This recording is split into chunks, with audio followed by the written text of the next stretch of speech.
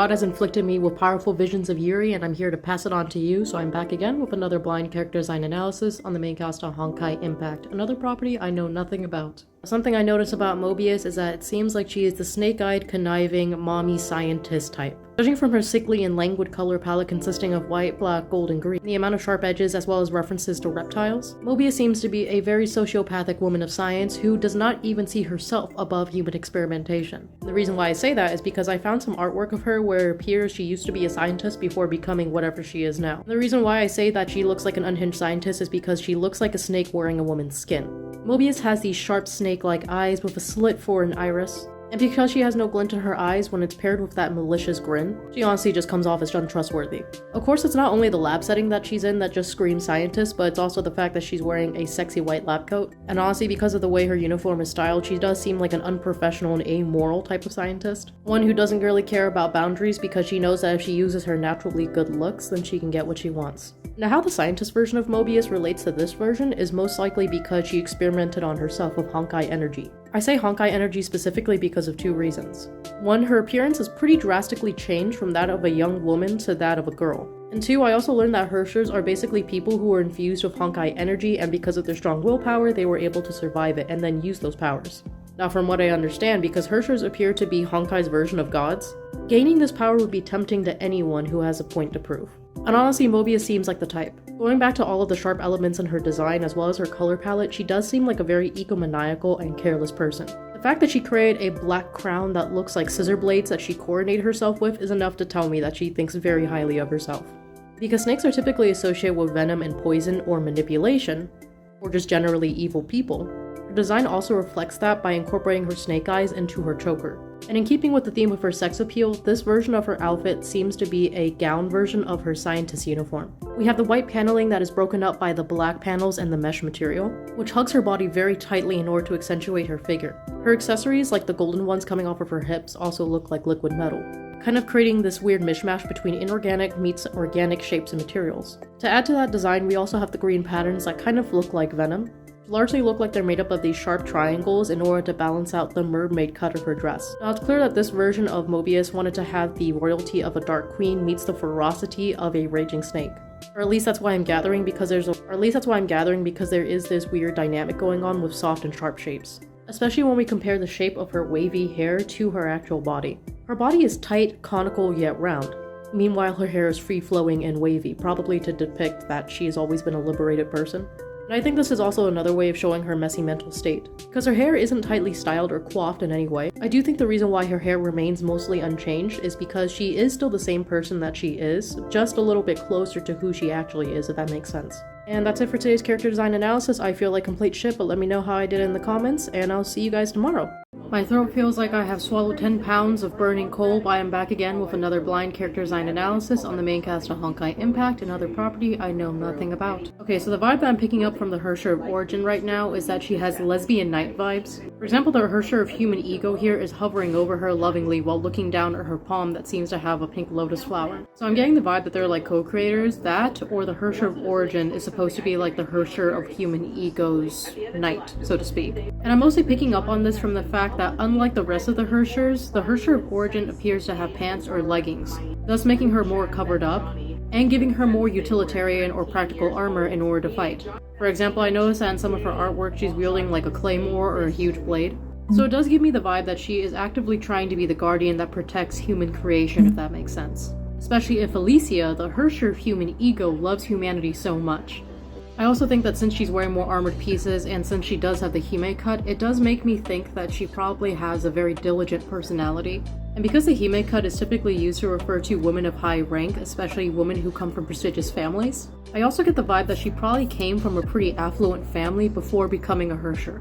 Because from the way that she's posed here with one hand up to her chest while she cradles that crystal lotus, it does almost feel like as if she is saluting or pledging allegiance.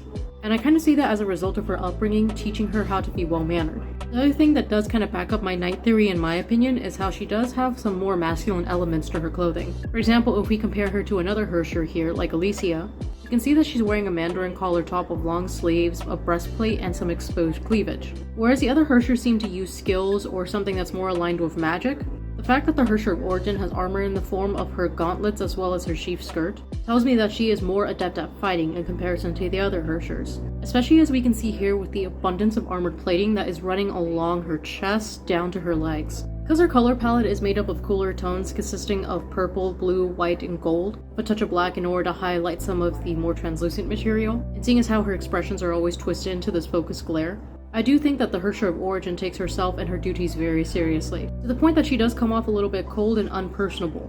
And from what I can glean from what seems to be some of these glimpses into her past, I do think her sheer dedication to her job as a Herrscher is because of the fact that she used to be weak, or possibly because she was rather sheltered due to her privileged position in her past life. It prevented her from protecting the truly vulnerable in her life, or from seeing life for what it really is. And I know this seems to be a bit of an ass pull, but these are the parts that actually make up the larger science of character design. Herrscher of Origin, as I see her now, is someone who does love fiercely, much like Elysia, but her love language is dauntless loyalty, and her commitment to the human race while also safeguarding the flow and balance of the universe. And that's it for today's character design analysis, guys. Sorry if I sounded horrible, I'm still getting over my cold. But let me know how badly I fucked up in the comments, and I'll see you next time.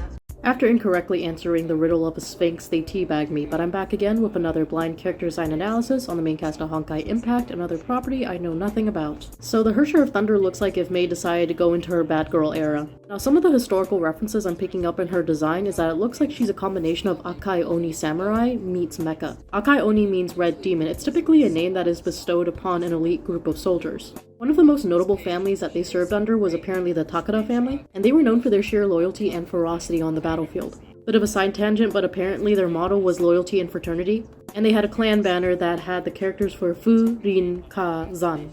Wind, Forest, Fire, Mountain, which stands for swift as the wind, silent as the forest, intrusive as fire, and immovable as a mountain.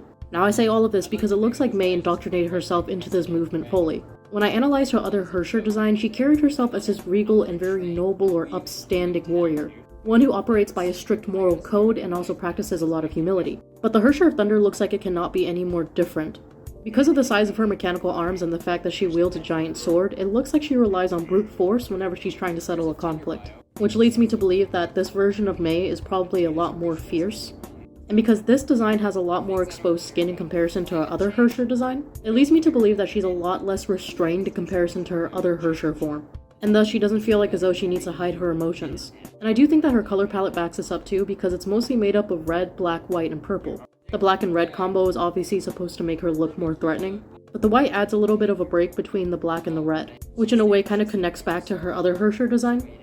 And the purple here obviously is supposed to be a reference to her lightning abilities, but also a carryover of her primary hair color from the other Herrscher design I've seen. What's interesting is that even her hairstyle was also carried over because she still has the classic Hime cut, and because she's a Herrscher with prominent Oni horns and giant armor, it leads me to believe that she probably has a leadership role, but specifically as a general who fights on the ground with her soldiers. The interesting thing about the theme of May's design is that no matter what, it always seems she's going to be put in a leadership role. And I think that's to remind us that May always comes from a place of privilege. But in the case of Herrscher of Thunder and how it includes a lot of references to Japanese armor, specifically that of the Red Oni, who literally chose the color of red for their armor because it represents honor and heroism, I can't help but feel as though May only attained this form after she lost all hope. And I say that because when I look at her eyes, they're purple with a red iris, which makes her look constantly alert and angry.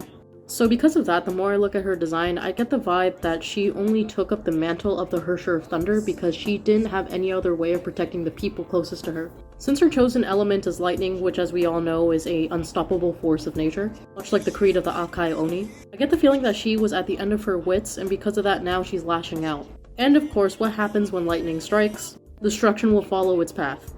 And a terrible insurance claim.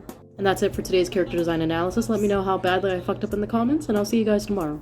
After convincing Zeus that it is no longer fashionable or vogue to randomly impregnate young women against their will, I am back again with another blind character design analysis on the main cast of Honkai Star Rail, another property I know nothing about. Today's victim is the butterfly lesbian. I keep seeing pictures of her being lovey-dovey with some white-haired girl, and I know, MiHoYo is just gonna tell me that they're really good friends. But anyway, this prideful wild child seems like the product of being raised on the battlefield. Sele's color palette was really similar to Serval when I first saw her because they share a lot of the same colors such as black, purple, blue, and white. But I can tell that they're very different people just from the fact that red is included in Sele's design. I'm getting the vibe that purple is the color that she emits whenever she's using her abilities, so because of that, she's taken it on as her main color, indicating that she's quite confident in her abilities on the battlefield. The butterfly motif that's present in her energy whenever she's fighting is also found throughout her outfits. For example, not only do we actually have the patterns of butterflies as we can see from her bustier as well as the red ribbon off to the side of her shoulder or her sleeves, it's also in the way that the fabric is layered to look like butterfly wings.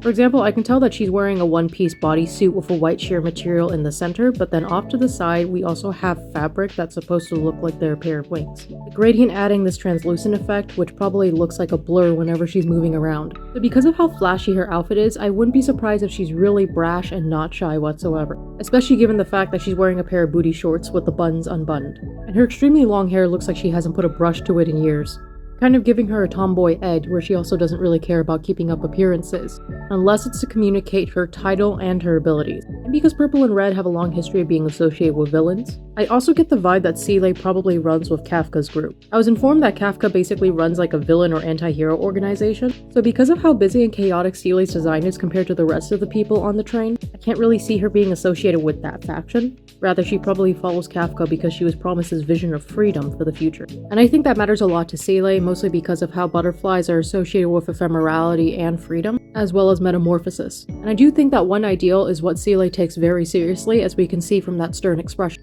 She doesn't look threatening or angry per se, but she just looks really focused, which is actually kind of surprising compared to the other art I found of her.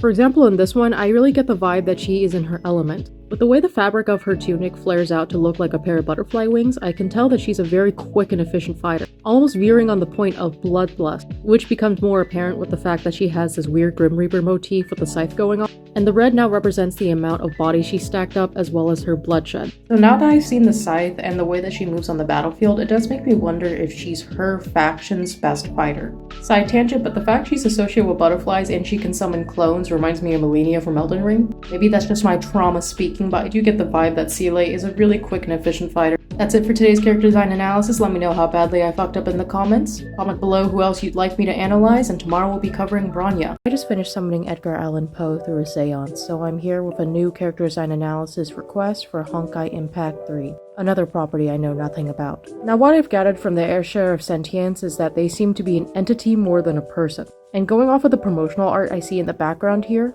it seems that they're a combination of two people, or those are their alternate forms. And honestly, since this character is always depicted in backgrounds drenched in red, I'm going to assume that they're like the embodiment of chaos and war, which is made even more evident by the fact that they have 3 weapons on them. Now, if we take a closer look at their clothing, we can see that they have a pseudo-Japanese aesthetic. Obviously, their mini dress is supposed to more so resemble the single layer of a kimono with a golden girdle belt. I'm also sensing that in order to demonstrate that this person is a swift fighter, they also have ninja aesthetics, which is obviously hinted by the mini dress with the mesh paneling that's off to the side of the left thigh. It's obvious that she's dressed in lighter materials with little to no armor in order to allow for her to move quicker. We can see this extended down to her footwear as well, where there are sashes or ribbons that are holding her shoes together, which look more like socks than actual shoes.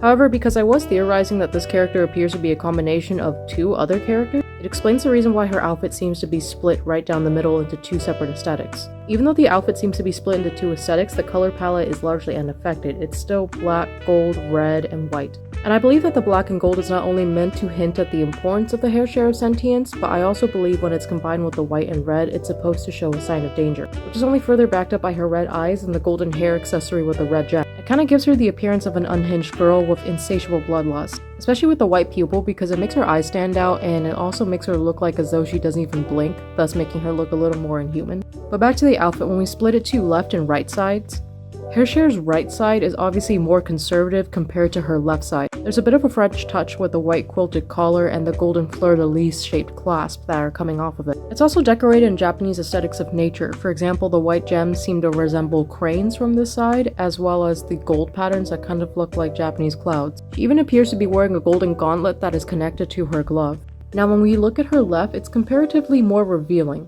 Her Her left arm is completely revealed and it looks like there are straps instead of sleeves. And instead of the bodysuit wrapping around her left thigh, it looks like it just suddenly cuts off and is then replaced with the mesh paneling that we referenced instead. Because of this, I think her clothing is the most obvious hint that Herrscher is made up of two people. But let's also take her hair into account, because the hair itself looks like it's mixed between something short and long. Like, it looks like there's long hair coming out of a short bob. And judging from how untamed it looks, it's probably another way of indicating that she's not really well put together. But the single streak of hair is the most obvious hint that she is inhuman in this case. Because in the previous image that we were analyzing, it looks like that one of her personas is someone with white hair. So the white streak is most likely a reference to that person. But that's it for today, and let me know how badly I fucked up. And tomorrow we'll be covering some more blind character design analysis requests. See you guys! My throat is sore and it feels like I just finished deep throating the devil himself, but I'm back again with another blind character design analysis for the main cast of Honkai Impact, another property I know nothing about. So Elysia HoH seems to be the magical girl or bridal version of Herrscher of Sentience.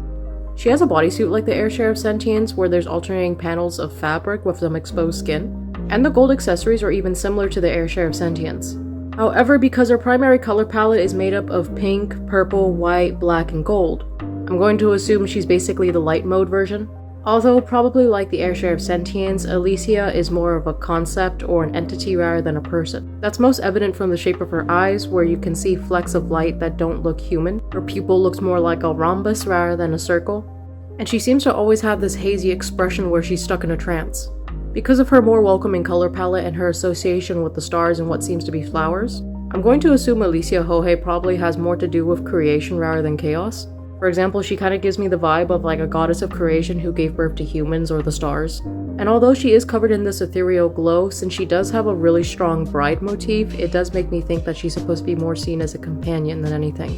For example, her hair accessory, unlike Herrscher of Sentience, extends into a full-on bridal veil, which appears to have a short scallop shape that rests upon her pink hair. Her bodysuit looks like a modified wedding gown if you stripped it of all of the key fabrics and then you just glued it to her body, almost making her seem as if she doesn't abide by any normal logic, and well, it's just supposed to add to the sex appeal.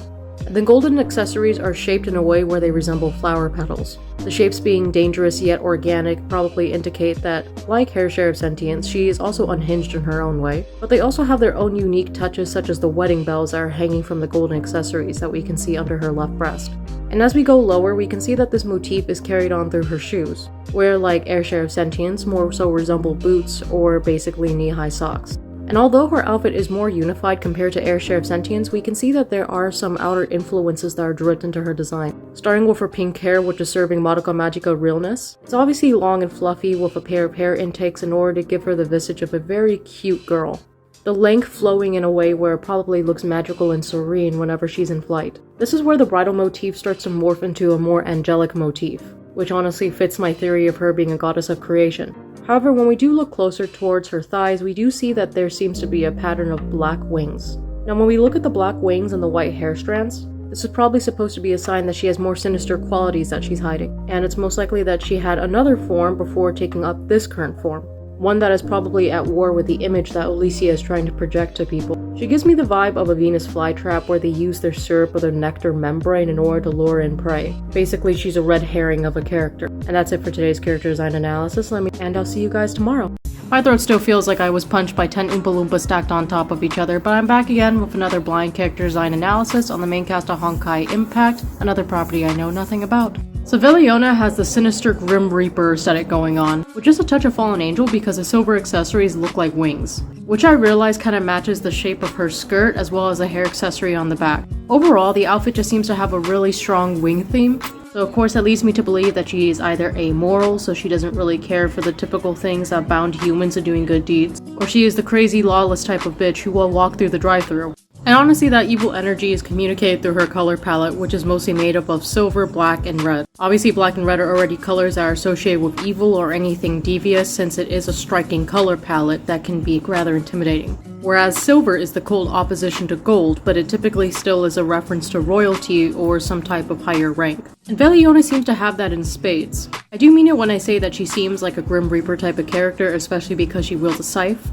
But it's also the way that she seems to carry herself so easily or nonchalantly with a blood moon in the backdrop. She seems like she's very used to violence, and thinking about my comment earlier about how she probably occupies a high rank, I wouldn't be surprised if she's like a princess of that of sorts. Mostly because her dress has all of these impractical yet highly feminine mini dress has all of these highly feminine yet impractical features. Clearly there's the massive side boob window, which as we all know is meant to sell merch, but it's also the mesh paneling which is just barely covered up by the silver accessories.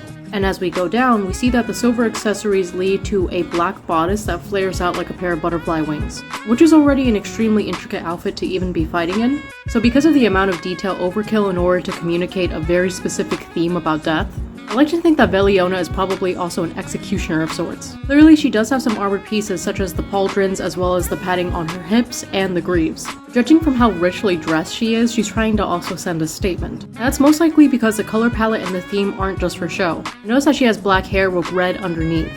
And obviously I don't know what to call this hairstyle, but it's very clear that it seems that she was born for this role, and that she takes great delight in it. And I'm guessing that's what the color palette is trying to tell us, that she is so united in her identity and her job, that the two are inextricably woven together, and of course incapable of being separated from one another as a result. And since we've already established that Herrschers are supposed to be beings representing different concepts, or beings that occupy some type of cosmic role, I get the vibe that Veliona isn't an Herrscher or an entity in that case, but rather she's the underling, or she's like the servant of a specific Herrscher. And in this case, I can see it either being chaos or death. And she seems to take to that job like bees to honey because she always has this gleeful smile whenever she's around weapons. And that's it for today's character design analysis. Let me know how badly I fucked up, and I have no idea who we're covering tomorrow because we have so many requests because you guys are insane. But I love you anyway, so I'll see you tomorrow. God has smited me with a cold because I refuse to stop drawing boys kissing boys, but I'm back again with another blind character design analysis for the main cast of Honkai Impact, another property I know nothing about. Fallen Rosemary seems to be a now corrupted princess or guide. I say princess because it looks like she's wearing an incomplete ball gown with lace trim, and the other half of the ball gown seems to be replaced by a high slit in order to accentuate her legs to show off the black thorns that have developed on them. She's very richly dressed, as we can see from the ruffles on her sleeves as well as the golden embroidery, so it's difficult for me to say that she's just some random one-off servant. And it looks like she lives up to her name because roses are found scattered throughout her design. I'm going to get into this theory I have about how she may have possibly been corrupted. But aside from that, there are a lot of dangerous cuts that are made of her dress in order to accentuate her beauty, like the plunging neckline with the corset-style bodice, and the exposed panels on the hips. Tell me that she's probably a bit of a seductress who likes to use her good looks in order to get her way, because otherwise she wouldn't put so much care into representing what she does as well as her looks. The heels are a very good example of that. Now, I'm not saying that the fact that she's wearing a revealing dress is what makes her evil, but it's the fact that her dress looks like it's made out of fabrics that are cut in the shape of raven's feathers. Birds are typically associated with death, and her color palette, which is black, blue, and purple and gold, also communicates this persona of a dreary person who's always surrounded by death. Before I go off the deep end, I did want to touch on the importance of roses in her design. Now, purple roses represent the exact same thing the color purple is supposed to represent, which is royalty, charm, and mystery. Now, when we set up the purple roses with the black gown, which is also typically a representation of death, or associated with grieving or funerals, for example, I get the vibe that she has the esteemed rank of being the guide for the dead. And there's 3 reasons why I say this: the animal medium in the last picture, the scythe, and the lantern that was seen in the previous picture as well. Now, looking back at that image, I do get the vibe that she has a soft spot for animal spirits, and she probably recruits their help in order to carve out a path for the deceased. The lantern obviously being the thing that they need in order to navigate through the underworld or their version of the afterlife. Now, I'm not going to go out here and say that the scythe is always going to be a representation of death or something associated with the Grim Reaper, seeing as how she's basically wearing a high-fashion funeral gown, and the fact that she's covered in these black thorny roses. The association is too coincidental for me to deny it. I get the vibe that she used to be a princess before she fell under the sway of these corruptive roses. Maybe she had passed away and then she was resurrected with the magic of these roses? Or maybe it's like a Sleeping Beauty situation, except when she hits the rose thorn, she becomes yassified. For whatever reason, these roses decided to literally dig their thorns into her and choose her as their guide. A little bit of a weird theory, but I feel that way because she does have a very ordinary appearance outside of her gown. Except for the red eyes, she basically looks like a Caucasian woman with chestnut brown hair. And although it's kept long and soft and it's not really styled in any intricate manner, her hair is even, which does show that there was some care put into it. And who knows, maybe her original eye color was also changed because of this corrupted influence. But that's it for today's character design analysis. Let me know how badly I fucked up in the comments, and I'll see you guys tomorrow for our next video. I just found out that capybaras are not large hamsters that grow to that size from love, so I'm back again with another blind character design analysis for the main cast of Honkai Impact, another property I know nothing about. As I was looking up pictures of Azure Empyrea, I realized that they are the same thing as Fu-Hua, another character in Honkai Impact. So consider this a package deal, I suppose. Now, as we can see from Azure Empyrea's design, it is heavily Chinese inspired. For one thing, the bell sleeves and the skirt seem to resemble a hanfu, and she even has a tank-style collar with a frog clasp securing it. She also has these patterns like the black strokes that look like Chinese paintbrush strokes, and these images of thick, languid clouds that hang around the darker parts of her outfit. Maybe this is supposed to be related to her chosen element, which is probably air. Or more so, it's something that's related to her occupation. Because I'm going to assume that Azure Empyrea is supposed to translate to Blue Empress of some sort, which would explain the cool tones of her color palette, which consist of emerald green, purple, blue, white, and black, which is then just balanced out by the pale purple of her hair. Some traces of gold are added into her design to lift it up a bit, make her look a little more sophisticated, especially when we look at the cloud-shaped gold fastener on her sash. Now honestly, from the way she carries herself with one arm forward and the other hand behind her, one foot gracefully being tucked behind the other one, she's most likely an important ruler or maybe a guardian. I say guardian because she also has a heavy yin and yang theme going on. Now, as everybody probably knows now, yin and yang is supposed to be about the balance between the feminine and masculine energies of the universe. Thus, that scale cannot be tipped to one side, otherwise chaos will ensue, which is the reason why I feel like Azure Empyrea is supposed to be a guardian who protects the balance of the universe. And we can kind of see that in the rest of her design because she does have elements of symmetry, especially with her collar where it has the 5 lotus leaves. But there are also cases of asymmetry, like for example with her sleeves as well as her skirt and the brush strokes on her hanfu. It's like a little bit of tamed chaos, if that makes sense. And now the other parts of her that make me think she's a ruler are the elements of jade. Jade, because it's a precious stone, is associated with wealth. Now in the case of Azure Empyrea and how she includes it in her design, we can see it with the emerald colored sash as well as the jade earring. They're both luxurious touches that stand out against the rest of her design and kind of disrupts the flow, but it does make her look more rich in comparison. And this concept of balance and opulence is only carried forward through her hair accessories. She has the barrette that looks like 2 clouds circling around each other in the yin-yang formation, and her hair pin even looks like it has a jade stem with a gold tip and clouds attached to it. Now, despite appearing as someone who is very important, her hairstyle tells me that she doesn't really see herself as that. Azure Empyrea's hairstyle kind of reminds me of, despite having these really fancy hair accessories, Azure Empyrea keeps her hair in the loose and wavy style of the Han Dynasty, a style which is much more practical than it is beautiful. In terms of the Han Dynasty, the simplistic hairstyle is considered much more humble because it requires less construction, and as a result calls less attention to the appearance of the woman. Because of that, it does give me the impression that Azure Empyrea is very humble and aloof. Though it's clear that she takes her job seriously, as we can see from that piercing stare that she's giving the viewer. Azure Empyrea appears to be this tenacious woman who is steeped in tradition, who will fight tooth and nail to protect her beliefs and keep balance alive. And that's it for today's character design analysis. Let me know how badly I fucked up. And if you've already commented a request for a character, you don't need to do it several times on different posts. I will be saving any requests for Honkai Impact characters I haven't done yet, or if I've never seen it on the list. That's it, and I'll see you guys tomorrow.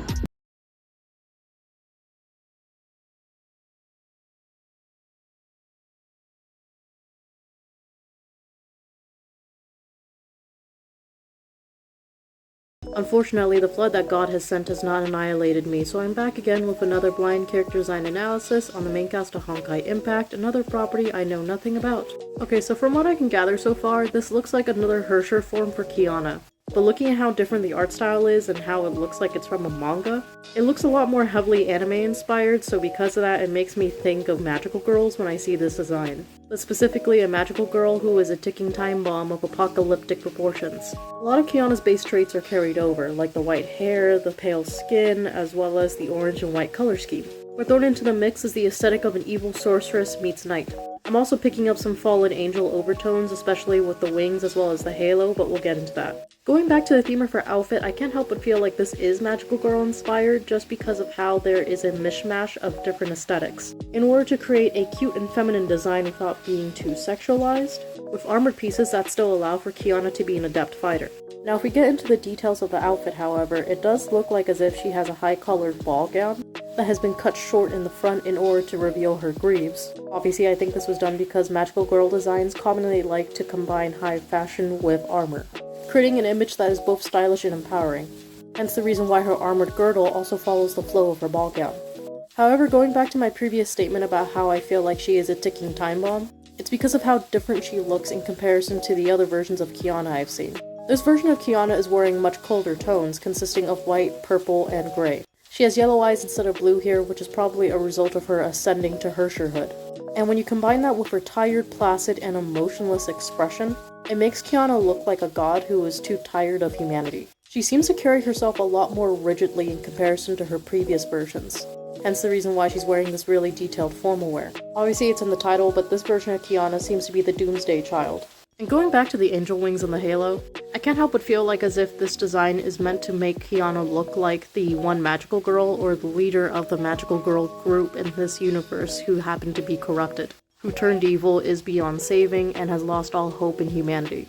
And because of that, she feels the only way in order to correct the mistakes of humanity, she is going to just simply erase it. And it's a bit of a reach, but typically whenever we have these angelic characters in anime, like Ryo from Devilman, they're almost more closely aligned with the biblical depiction of angels being harbingers of destruction. And I can't help but feel that her spear also reflects this too, with how it just looks like a double-headed spear with two crescent moons sitting on top of each other. It's very thin and spindly shape, kind of resembling the spear of Longinus from Evangelion.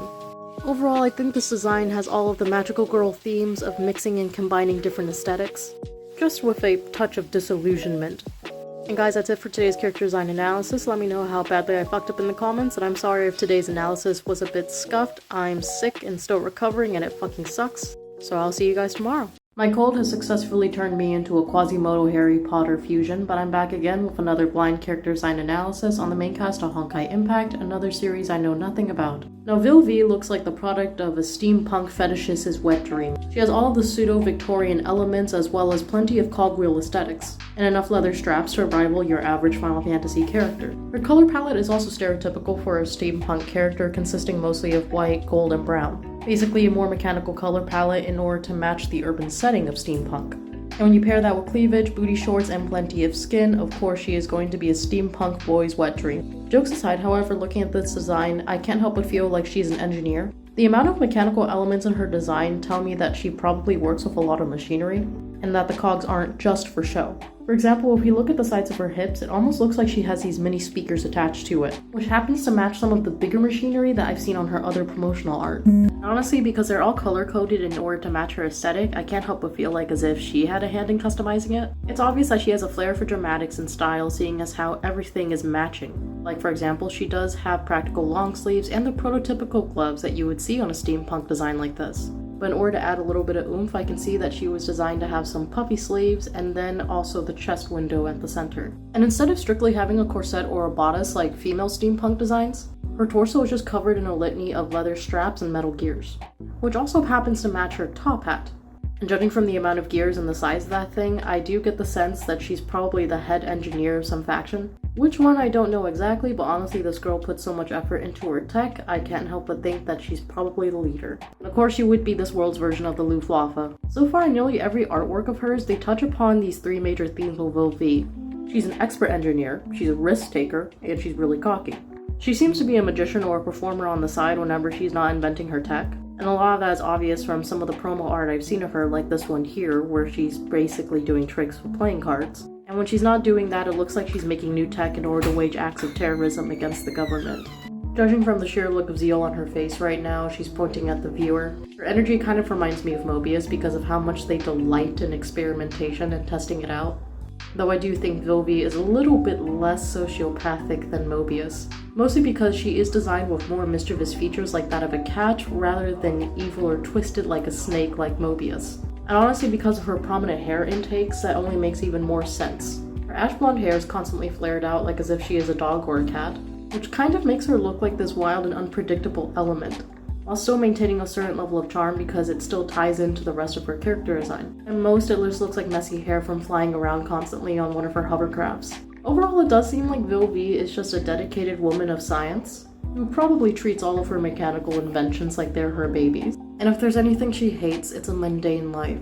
And that's it for today's character design analysis, guys. Let me know how badly I fucked up, and again, I'm so sorry, I sound really fucked up right now. I'm really hoping that these steroid eye drops I got from the doctors will help out, cause yeah, I'm really tired of coughing up blood, it's not fun. But I'll see you guys tomorrow. For once I'm not drowning in rivers of pus and blood, so I'm back again with another blind character design analysis on the main cast of Honkai Impact, another property I know nothing about. So as far as I can tell with Jhana's design, it looks like it's heavily Indian inspired. For example, there are two main parts of her design that stick out to me as being distinctly Indian. And there's the Mangtika, which is her forehead jewel, and then the Dupatta, which is supposed to be the veil that's hanging off of her. Now, even though the markings on her outfit look loosely Indian inspired, they do still have the same framework, that being intricate designs with smooth line work or thick and geometric patterns. Of course, the golden accessories are exactly the thing that tie this Indian aesthetic together. Now, I believe that this was supposed to be more of an aesthetic decision, because I do get the vibe that Jhana is supposed to be a very spiritual person. Her clothing aside, if we look at her color palette, which is made up of gold, purple, blue, and white, it makes her come off as a very calm, soothing, and gentle individual. I get that impression from how the veil kind of hangs on her like it's a halo. And honestly, with the way it cascades downwards, it does remind me of a waterfall, which does give me the impression of a water nymph when I look at her. I do believe when we get to the halter neckline dress, that's when the Indian references start to die off. For one thing, her outfit looks like it's a layered mini dress with sashes. Now, I know the detached sleeves are supposed to make her look more elegant or like as if she is a dancer, and because there's less weight on her shoulders, it does convey more of a sense of movement, which only makes more sense when I see how many sashes there are on her dress. The sashes actually look a lot like fascia that are worn by clerics who are part of the Catholic Church, specifically because it looks like she has the insignia of her temple on it. And then it's decorated by these extravagant borders that kind of match that of her veil. Because her outfit doesn't have any armor or anything practical aside from lounging, Jhana's primary duties probably consist of prayer.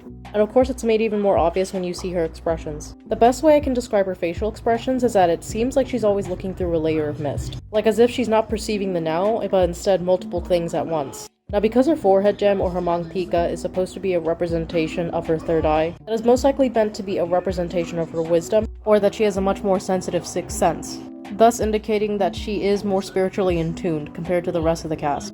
Hence the reason why she's dressed in such soft and light materials in comparison to the rest of the cast. Whereas almost all of them have had armor or metal built into their designs, Jhana's clothing tells me that she's more meant to play a supportive role. And not to make a reach obviously, but with the way that her hair is styled, it does build a lot of room and focus on that Mangtika. By parting her hair down the center and then not styling it in any extravagant way, allowing for it to stay long while flowing loosely in the water with their jeweled bulbs at the end of it, I get the vibe that the designers wanted her to be a representation of the element of water, and the soothing yet healing aspects associated with water. It's why I think the designers also gave her those bulbs that look a lot like flowers but with dewdrops coming out of them. With the way that Jhana's eyes are blue, I can't help but feel like she is a priestess who is able of channeling her magic or using most of her spiritual work through water. And perhaps she does most of her prayer in water because it's considered a purifying body. But that's it for today's character design analysis. Let me know how badly I fucked up. I'm still healing, guys, but I'm feeling better now. I'm more conscious. So I'll be able to resume our posting schedule as normal, so I'll see you guys tomorrow. Lo and behold, I can now speak without feeling any pain, so I'm back again with another blind character design analysis on the main cast of Honkai Impact, another property I know nothing about. So I can already tell this is Kiana, and this form is giving me Season 1 finale of Sailor Moon. You know that part when Sailor Moon summoned all of her energy as the Moon Princess Serenity and all of her friends teamed up in order to give her their powers even though they're dead? Like that sort of thing. This very much feels like a form that was prepared for the endgame in order to fight against the oncoming apocalypse. And since most of her color palette is intact and her eye color still remains unchanged and she still seems to have the same fiery personality, I think that this Herrscher form is the truest version of Kiana that we'll get when she's using these forms. The armor is obviously styled in order to kind of look like a Valkyrie from Norse mythology, but honestly with an anime mecha inspired coat of paint. Because like the other Herrschers, she's basically wearing an armored plated mini dress. She has a halter neckline with collars that resemble angel wings, and a bodice that is basically made out of selective cutouts in order to show off her figure, thus making it better to sell merchandise. But clearly the exposed skin also allows for her to be more aerodynamic since she does have like this whole wing motif going on, which means that she can probably fly through the air with flames. Which will also explain why she fights in a skirt. It allows for greater mobility, and it also just harkens back to the aesthetics of schoolgirl uniforms being mixed into magical girl uniforms. Modern effeminate clothing meets armor in order to create the ideal female warrior. And like I had mentioned earlier, this maintains all of Kiana's classic colors. She still has piercing blue eyes, which shows that her fighting spirit has never died, and neither has her belief in herself and her friends. And I say that because blue eyes are typically associated with youth and innocence. And that's just a demonstration of Kiana's inner strength if she's able of holding on to all of that despite all the turmoil she's been through. And coincidentally, the color of her abilities also match the rest of her color palette of orange, white, and black. Almost as if to say that this Herrscher form is Kiana idealized and the peak of Kiana's abilities. Because the shape language of her outfit doesn't really detract from what we've seen her in before. From her gauntlet down to her skirt, there are a lot of these sharp edges that I would associate with her plug suit from what I've originally seen her in. She's always been comprised of these sharp shapes like triangles that always look like as if they're ready to hurt. Almost as if to imply that Kiana is someone who's always ready to go on the offensive. Of course, the main difference between this outfit and her previous outfits is that there is a lot more grandeur associated with it. For one thing, her hair length is incomprehensibly long to the point where it's unrealistic, and instead it looks a lot more like the red cape that is now part of her design. She wields a massive claymore a lot like some of the other Herrschers, and she even comes with her own tiara. Clearly, like with a lot of the other Herrschers and what they did to their host, the Herrscher of Flamescion is supposed to be Kiana's potential fully realized. In a sense, it's like this design is trying to tell us that her character arc was supposed to be going from a simple tomboy to a fully realized woman. And since so much of herself is still intact in this design, I can't help but feel like as if she only reached this point with the help of her friends, or through the sheer love that she has for her friends. Because by making her positively associated with things such as angels or Valkyries, the Herrscher of Flamescion seems like a form that Kiana was able to enter on her own terms without sacrificing her personhood. And that's it for today's character design analysis. Let me know how badly I fucked up in the comments. And I'm about 80% recovered, so that means I'll be able to stream on YouTube again, so I'm looking forward to that, guys. And yeah, I'll just keep plugging away on these requests, so I'll see you guys around. After Icarus flew too close to the sun, he came crashing down into my living room, but I'm back again with another blind character design analysis on the main cast of Honkai Impact, another property I know nothing about. And of course, Honkai also has their resident sexy nun. But in all seriousness, Aponia seems like a tragic figure whose childhood has been very difficult, leaving them emotionless. And judging from her under-eye circles and the lack of glint to her eyes, it's probably left her very sickly. Judging from how her design is basically supposed to be a nun with as much revealing skin as possible. Aside from the nun's habit and the black and white church garb, her design is mostly made up of all of these really fragile materials. And I think that's supposed to be a reference to her delicate health as well as the job that she occupies. To also add on to her frail state, I see that she also has a pair of butterfly wings which look very organic, simply because of its phosphorescent glow and how its translucent material doesn't really match anything else on her. She always seems to be in this transient state of existence, especially when we look at her hair. It looks perpetually messy and like as if she just rolled out of bed. And because she genuinely doesn't seem to care about living, the hair just hangs loosely on her face. And because it's a cooler shade, much like the rest of her color palette, it does make her seem like someone who is rather nonchalant, or simply that she just lacks the energy to care. And although I do think that the main goal of her character design is supposed to be fan service, I do get the vibe that it's trying to depict her as this motherly type, or mainly a saint like the Virgin Mary.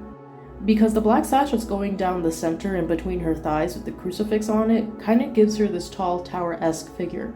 Now of course, much like the cross that sits on her chest, that's probably supposed to signify that she is a representation of the church, but I think when you pair that with the veil that is going down to her knees, and when you pair that with the butterfly wings, it's obviously trying to lead the viewer's eye up to her face, almost as if we're supposed to look up at her in worship.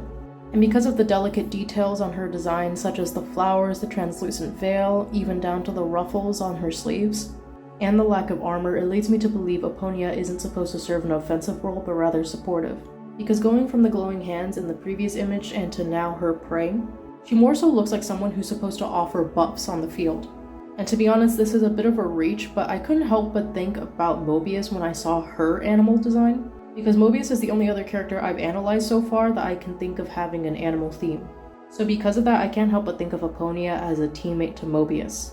And because of the thorn going down her veil, I couldn't help but think of another character I've analyzed, Fallen Rosemary, who I also can't help but feel has some type of relationship with Aponia, especially because their designs are distinctly European. Overall, looking at Aponia's character design and how it features colors such as black, white, blue, and then silver, I can't help but think of funerals whenever I see the color black and white. And I think that the colors blue and silver also match her personality, and how she's very tamed and passive, and it seems like she's had a pretty close relationship or even brush with death ever since she was a child, which may have even led her to associate with butterflies, seeing as how they do have a relationship with death, but also the concept of metamorphosis or transforming into something else. And that's it for today's character design analysis. Let me know how badly I fucked up in the comments, and I'll see you guys next time. After informing the giant at the top of the beanstalk that voring is a fetish, he ran away, so I'm back again with another blind character design analysis for the main cast of Honkai Impact, another property I know nothing about. So I was informed that Seele, still don't know how to pronounce that name correctly by the way, is actually a single being who was split into two separate people who are kind of like the embodiment of good and evil. And I've already analyzed one of them, who happens to be Veliona, and one of their forms is Starchasm Nyx, and that's the reason why we're here. Stygian Nymph Seele seems to have the strongest visual indicator that she is connected to Veliona, namely that they are twins who look almost exactly alike except for the difference in themes and primary colors. They also share the same chained collar accessory that seems to indicate that they're both connected, and seeing as how it's found throughout their designs in the form of locks on Stygian Nymph, I'm sure that that is supposed to be an indicator that they're both prisoners of the same body. And basically they're victims of the system that has been placed upon them by Herrschers. Now Stygian Nymph looks much more lighthearted, kind, empathetic, and I would say considerate in comparison to Veliona. For one thing, she's depicted with rounder and more soft shapes. We can start with her eyes, which look more like orbs of blue rather than sharp shards of red compared to Veliona. And instead of a pulsating red eye being found throughout her design, Stygian Nymph instead has the white flowers that we saw from her other form, the Herrscher of Rebirth, which I want to say is like the final form to the Stygian Nymph. Because as we can see here with the Stygian Nymph, she does carry over the same motifs of being decorated with flowers just like the Herrscher of Rebirth. And for the life of me, I cannot recall the name of that flower from Herrscher of Rebirth's video, but if I am correct, Stygian Nymph is also seen decorated in those same flowers, except on the outfit or the silhouette of a French maid. For one thing, she has the short dress with the poofy skirt and the ruffles, and the thigh-high tights that are adorned with clovers, in a way keeping with the theme that has been established by her shoes. Now, as we established earlier, her color palette is much cooler in comparison to Veliona, consisting of purple, black, white, and gray. And oddly enough, in some frames the purple could look like blue, but it doesn't really distract much from the intended purposes of her design. Now, blue and white is a color that's more associated with peace, something soothing, the calm. And in some cases like purple and white, it could also be associated with royalty. Given how this version of Seele does seem to go on to become the Herrscher of Rebirth, I do believe her color palette alone is supposed to tell us that she is a grade higher than Veliona, unfortunately. Like, I do think that there is this perceived pecking order within the Herrschers. And because this version of Seele has been chosen to be greater than Veliona, it's been written into Stygian Nymph's color palette that she is supposed to be the queen, while Veliona is more so supposed to be the knight. Which I can see causing considerable strife between both of these people, especially because they're basically the same person just split into two. It would also explain the reason why I've seen both of these people use scythes, even though they are very different characters. The inclusion of black could be a hint that they are both intimately tied to death, which would also back up the fact that their different Herrscher titles have something to do with the life and death process. However, the intention of Seele's design is definitely to portray her as the much gentler and more dainty version of the two, and I think that's tied off nicely by including the translucent sashes that resemble fairy wings. Overall, I get the vibe that these kids are doomsday twins, here to foretell a future apocalypse. And that's it for today's character design analysis. Let me know how badly I fucked up in the comments, and I'll see you guys next time. Fuck you, I know I look miserable right now, but I'm back again with another blind character design analysis on the main cast of Honkai Impact, another property I know nothing about. So the Herrscher of the Void basically looks like another step forward from the Herrscher of the End, although with a more misanthropic, maybe nihilistic and chaotic twist with a hint of crazy. And to be quite honest with you, the bulk of that is communicated through her facial expressions. Because with the way that Kiana carries herself in this form, it looks like as if she is someone who basically has nothing holding her back. Now with the Herrscher of the End, it looks more like a magical girl inspired form. Herrscher of the Void looks more like Herrscher of the Flamescion, but corrupted. And honestly, how we can get into that, aside from the facial expressions obviously, are the amount of darker elements that have been introduced into Kiana's design. Now we do see that we have the basic framework of the Herrscher of Flamescion continued into the Herrscher of the Void, and it maintains most of Kiana's color palette consisting of white, orange, and black. However, it does now look like the purple has replaced the blue. And even though her mini dress still looks like panels of metal and fabric woven together to resemble angel wings, a black fur collar has been added to her design in order to give her a bit of pompous flair. I also think this was an attempt on the designer's part in order to incorporate more dark features to her design, because even her tights have been replaced from white to black. And even the style of the tights have been changed in order to imply her change in nature. Instead of being a simple triangular shaped trim, now the tights look more like black ink that are crawling up her thighs, probably to indicate her new shifted nature. What I do find interesting are the shape of her wings, because they're no longer just strictly the weird metallic angel wings, now they look more like staffs with crystals. and the design is split squarely in half, so it leaves me to assume that the angel wings that look like staffs are probably her new weapons. Probably to really push the aesthetic of her being an archangel raining hell down on Earth. So instead of looking like metal frames with laser projected wings, they more so resemble pole arms or just full-on spears. Personally, I like to speculate that they're concentrated chunks of Honkai energy, and the color of those gems just so happen to match Kiana's new eye color, which I think is a big indicator that she's just thoroughly corrupted by Honkai energy. Because instead of carrying herself like a sprightly fighter, she carries herself more as a hardened warrior now. Her dress flares out in angles that resemble a sharpened knife. And her hair, which would normally be done up in some type of athletic style like her twin braids or her ponytails, are now just left trailing down, split in the middle, which was probably a design choice in order to make it look more like she's in motion whenever she's flying around, but I also just think it's a sign that she simply does not care anymore. And this theme of triangular shape language is carried on to Kiana's accessories as well. Like the 4-point star hair accessory that she's wearing looks more like melted pieces of shrapnel. And because it's colored in silver, black, and purple, it makes it look even more ominous. Black and purple being colors that can represent mystery, wealth, and evil. And the silver, when used in this context, adds a touch of inhuman apathy. Because even though there are traces of Kiana that can be found throughout this form, like the white, orange, as well as the ahoge that's still left into her hair, it's a version of her that was probably taken advantage by Honkai energy in a moment of grief and weakness. Because she felt like she was too weak in the past to protect her friends, she gave herself entirely to this new Honkai energy to be crafted into the perfect weapon. But because this very much looks like a form that is supposed to be towards the end of her arc, I can't help but think that the lesson was that her power was, well, her unbeatable attitude. And from what I've been speculating, this form just seems to be a really good example of how someone with the most passionate and the most kind personality can be twisted into the most malignant creature, namely because that same care and love is being weaponized against them now. But that's it for today's character design analysis. Let me know how badly I fucked up in the comments, and I'll catch you next time. The devil has decided to lay siege upon Los Angeles again by making it 103 degrees today, but I'm back again with another blind character design analysis on the main cast of Honkai Impact, another property I know nothing about. This man is dripping with the charisma and the aesthetics of a 1960s shoujo heroine's love interest.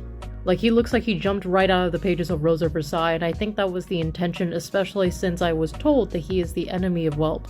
And I'm assuming that's the same Welt that I analyzed from Honkai Impact, you know, our local old man brunette. But looking at both of their character designs as a pair, I can see that the intention was to make both of their appearances as deceiving as possible. For example, Welt looks like a scholar who's easily angered and would like to be left alone. Meanwhile, Otto looks like the social butterfly who goes out and likes to talk to people. Because he's designed with so many romantic elements such as fluffy blonde hair, green eyes, and a purple French-styled coat with an opera capelet and some embroidery to boot, Welt is clearly meant to look as harmless and attractive as possible. And the reason why I say he looks like he's a social butterfly is because of his expression work and his color palette. As we can see here, he's smiling confidently while he's looking off screen. And his brows are almost furrowed in a way in order to make his eyes look like they're challenging someone off screen. He stands with a straight back, his chest out and his shoulders pulled back. And in this image, the wind is blowing his hair like as if he just turned to the viewer triumphantly. Now we're going to talk about that fruity ass little pink scarf in a little bit, but I just wanted to break down his coat. Now, Otto's coat kind of resembles this coat called an Inverness coat. It's basically a coat imagined with a cape attached to it. However, because it is a little bit shorter and it sits above the elbow, it more so resembles an Ulster coat, which was famously worn by Sherlock Holmes. Now, I'm not going to do a full history breakdown, but I do think that the intention behind giving Otto this coat was a way of indicating his intelligence. And because it's a coat that's typically worn by the upper class, seeing as how it is weather repellent, it's probably a way of hinting at his upper crust upbringing, especially if we also look at his color palette. Since European features are heavily valued within Eastern Asian society, there's a certain level of romanticization that goes into it, and I think Otto is a product of that. The tropes for these types of European-coded men are that they're more charming, they're worldly, they're also smooth, and as a result they can also be shameless flirts, and I kind of see Otto having some of those traits, especially because he does dress himself in dual colors such as pink and purple. Purple, as we have established, is typically associated with mystery, intelligence, or wealth. And pink, since it's a romantic and soft color, is typically associated with love or affection. And because Otto takes enough care in his appearance where he wears a coat with personalized embroidery, it does lead me to believe that he has this rather romanticized view of himself. But I would more so say that he does it in good fun, seeing as how he loosely wears a dress shirt that's not even buttoned up properly. which kind of matches his long unkempt hair that's only knotted at the end. But honestly, the thing that does balance it out is his plain white dress shirt and his gray slacks. I understand that he's supposed to be Welt's enemy, but personally when I see this version of him, it does look like the early stage of Otto. Probably before he became disillusioned with whatever he and Welt were working on. Which is a shame because they look like they were really good friends because opposites attract after all. So even though he does kind of cover himself in all of this fancy dress, he does stick to his roots by wearing a simple white dress shirt and gray slacks. Which is probably some pretty professional work attire he has before putting on his purple coat and his scarf. This character design seems to depict an earlier stage of Otto before he lost all hope. He was a bright-eyed man who was chivalrous and confident. And as a result, he was probably really personable and won over his peers, which is probably what made his fall even more heartbreaking. And that's it for today's character design analysis. Let me know how badly I fucked up in the comments, and I'll catch you next time. My nose feels like a clogged flute that can't play any music, so I'm back again with another blind character design analysis for the main cast of Honkai Impact, another property I know nothing about. So I understand that the Herrscher of Truth is supposed to be Bronya, but in the universe of Honkai Impact 3rd, and it seems she is perpetually doomed to the life of a lolly e-girl. But in all seriousness, it looks like this version of the Herrscher isn't exactly a concept or a representation of an idea, but rather a full title that Bronya takes on in order to protect her people. I say protect her people because it does seem like she is still of nobility, namely because she still carries over the same royal color palette of blue, white, and silver, and she still has the Ojo-san curls going on in her hair, which in anime is typically a hint that someone is rich or of nobility. Now because of those qualities, it's why it's led me to believe that she dons this armor in order to protect her people. Obviously, the armor is balancing traits of feminine grace meets hyperdimension Neptunius fanservice, which makes it look like magical girl mecha armor. Judging from how the armor incorporates softer materials such as the silk that we can see along her skirt, and the thigh-high tights that are coming out of her greaves, the focus of this armor was to make Bronya look dangerous and cute. For example, these armor pieces are cut into these sharp triangular pieces, dramatic edges that look like shrapnel glued to her body. And because she does have wing accessories such as the tiara/hairpiece that she has, it's obvious that the armor is meant to be lightweight enough in order to allow for her to fly. Which is where I think the Herrscher of Truth's theme comes in. By giving Bronya the use of functioning wings as well as the aesthetic of an angel, Bronya takes on the representation of truth, which is communicated even more effectively with her color palette.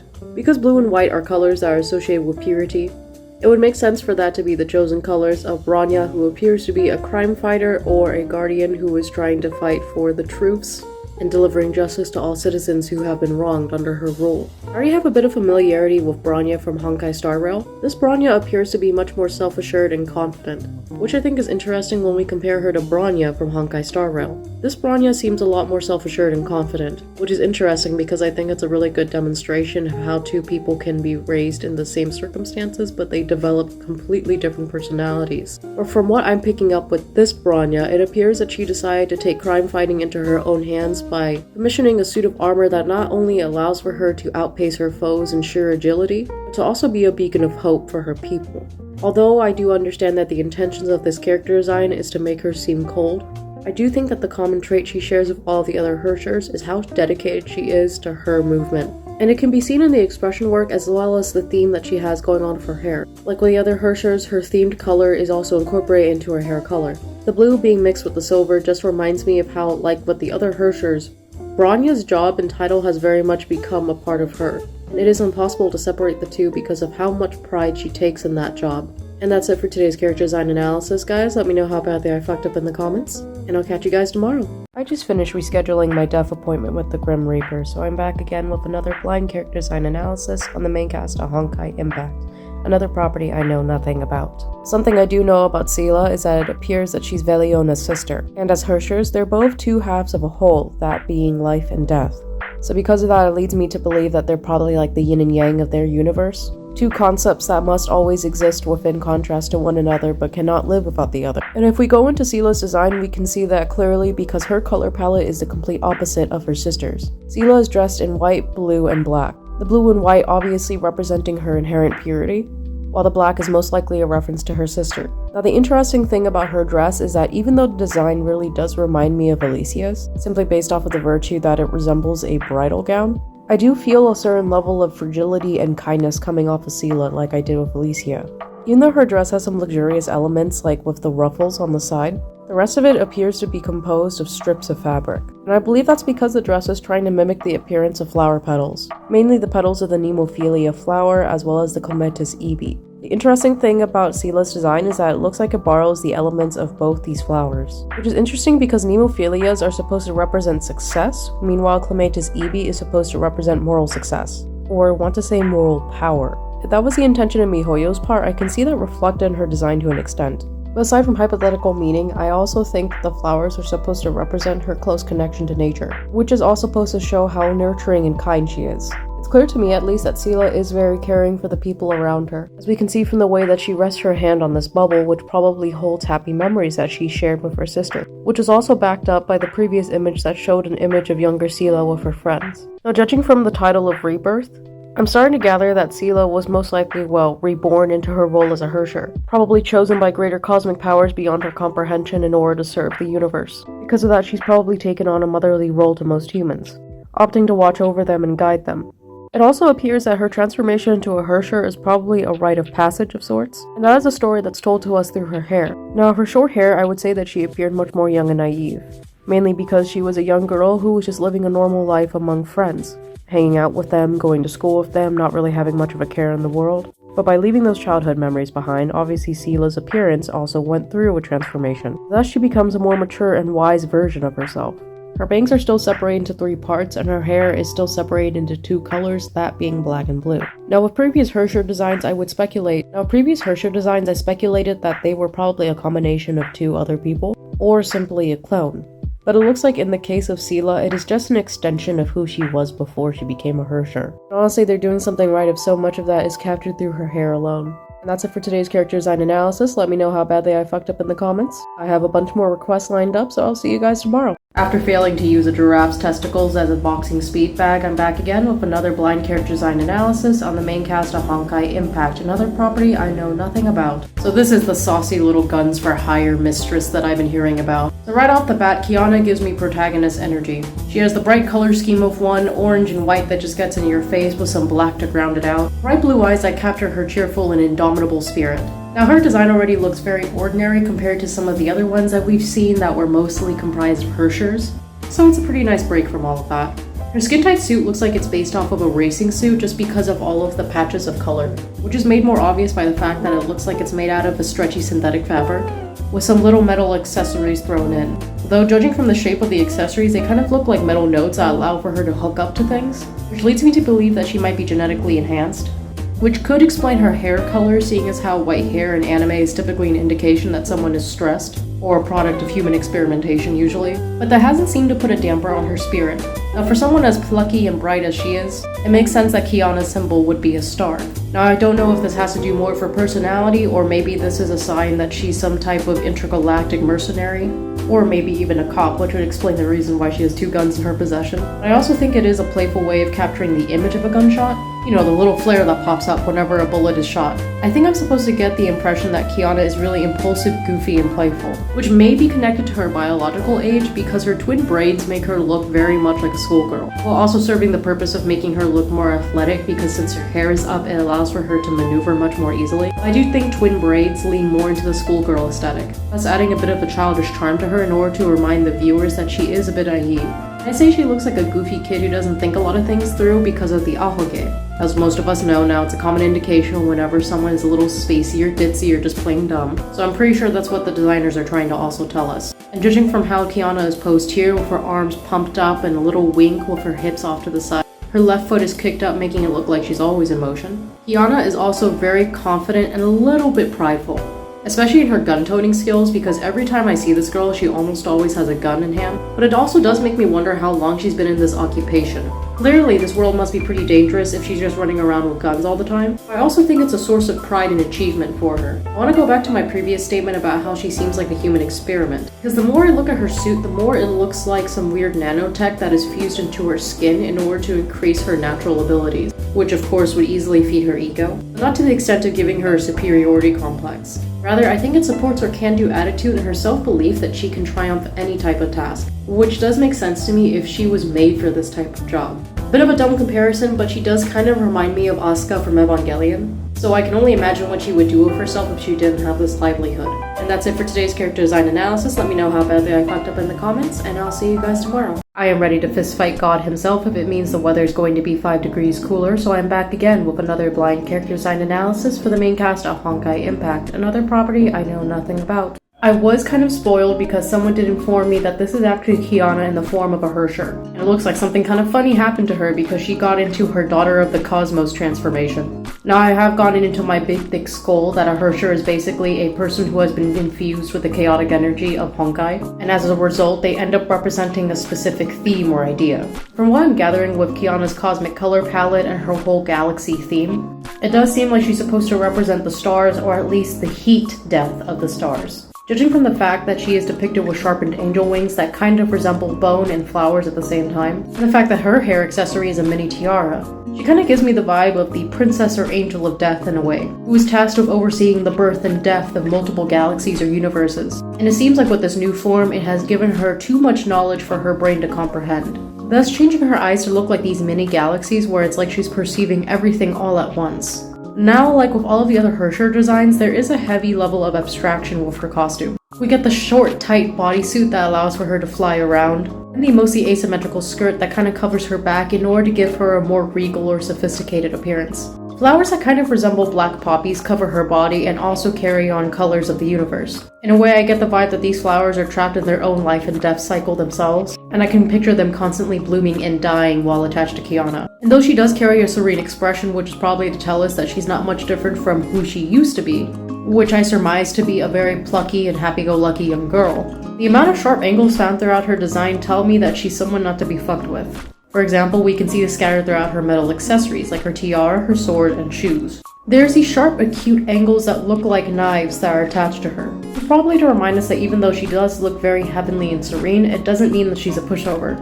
Like if we look at her full body here, we can see that there are a lot of irregular shapes, especially with how her long white hair, now no longer held in twin braids, is turning into this large liquefied mass, looking like the liquid metal accessories found throughout her body. She looks like a composite of organic matter mixed with a comet or a meteorite, which is made even more apparent by the gemstones that are colored like the galaxy, and the metal bands that also happen to look like they're colored like the universe. Overall, I think the intentions of this design were to hold on to some of the more playful and girlish qualities of Kiana, but also give them a bit of a touch of godhood. For example, like with the ruffles that we can see around her elbows. This version of Kiana seems to be much further in her development. Like her journey has put her through so many moments of strife that she had to reinvent herself. And since I did guess in the last analysis that she seems to be a product of human experimentation, especially because we have some of the more robotic elements on her design, like with the finger plating on her right hand, it's probably a recurring narrative device in her story. And it seems that she has now become the new voice of the galaxy. And that's it for today's character design analysis. Let me know how badly I fucked up, and I'll see you guys tomorrow. After informing Hades that it is not romantic to kidnap a woman and force her to spend the rest of her life with him, I'm back again with another blind character design analysis on the main cast of Honkai Impact, another property I know nothing about. Okay, so this girl is really giving me the energy of a tsundere imp who is an underling or a hired gun. Judging from the amount of color-coded and mechanical parts in her body, especially the power button that's on her chest, I get the vibe that she's probably a cyborg, so she used to be a human girl until she went through an accident of some sort, and then after that she had to be rebuilt with mostly mechanical parts. Which would explain to me why it seems like in some promotional art, it's like she has a devil's tail but mechanical. It does add to the imp aesthetic since she does have those red and blue horns coming out from her head. And the fact that she can wield massive weapons like the red and white blade with the flower on it, without struggling whatsoever despite the fact that she looks like a tiny girl. Overall, she has a very heavy cyberpunk aesthetic going on. Her mock neck coat looks like it's made out of synthetic materials, as we can see with some of the translucent paneling, and the polyester straps with the metal spikes coming off. But because of her short stature, the coat is obviously meant to make her look a little bit cuter and more disarming to the viewer. Because the coat has kind of an A-line silhouette and it flares out at the bottom, it looks more like a dress or an oversized shirt on a young child, which is only further increased by the bell sleeves. It's probably meant to insert a little bit of comedy because, as we can see from her scowl and her really mean expressions, she falls under the tsundere archetype.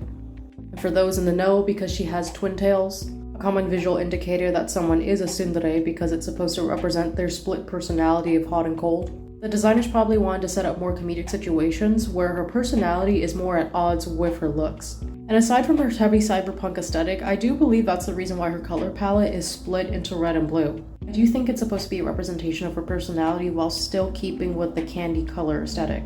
Now, what I did find interesting about Fervent Tempo is that it seems like there is a lot of storytelling going on with her hair, because it looks like her powers allow for her to almost turn into a flame whenever she's fighting. That reeks of human experimentation in my book, so that kind of goes back to my cyborg theory.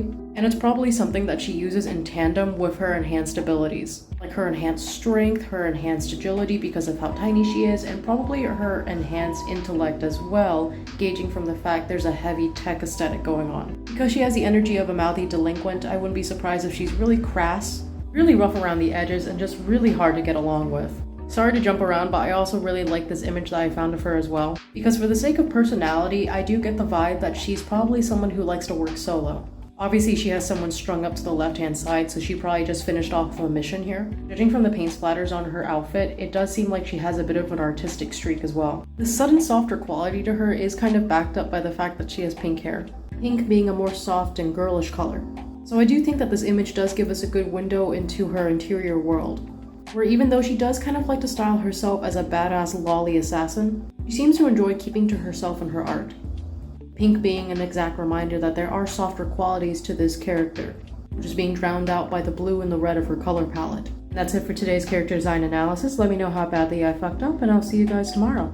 I almost suffocated to death after motorboating Aphrodite's titties, so I'm back again with another blind character design analysis on the main cast of Honkai Impact, another property I know nothing about. And forgive me, I'm still sick, so my voice is a little bit fucked up, but let's continue. As we can see with the previous request, this is a Flamechaser version of Yae Sakura, but interestingly enough, this looks like a Flamechaser version of Sakura where she has the aesthetics of Liliya. It has strong cyberpunk overtones, especially with how there's a heavy reliance on geometric patterns, such as with the collars of her jacket as well as her sword. Even the hem of her booty shorts have this interesting trapezoid pattern, instead of having a natural straight line like most booty shorts. We also see that she carries over a lot of Liliya's color palette as well, with the black, blue, and white.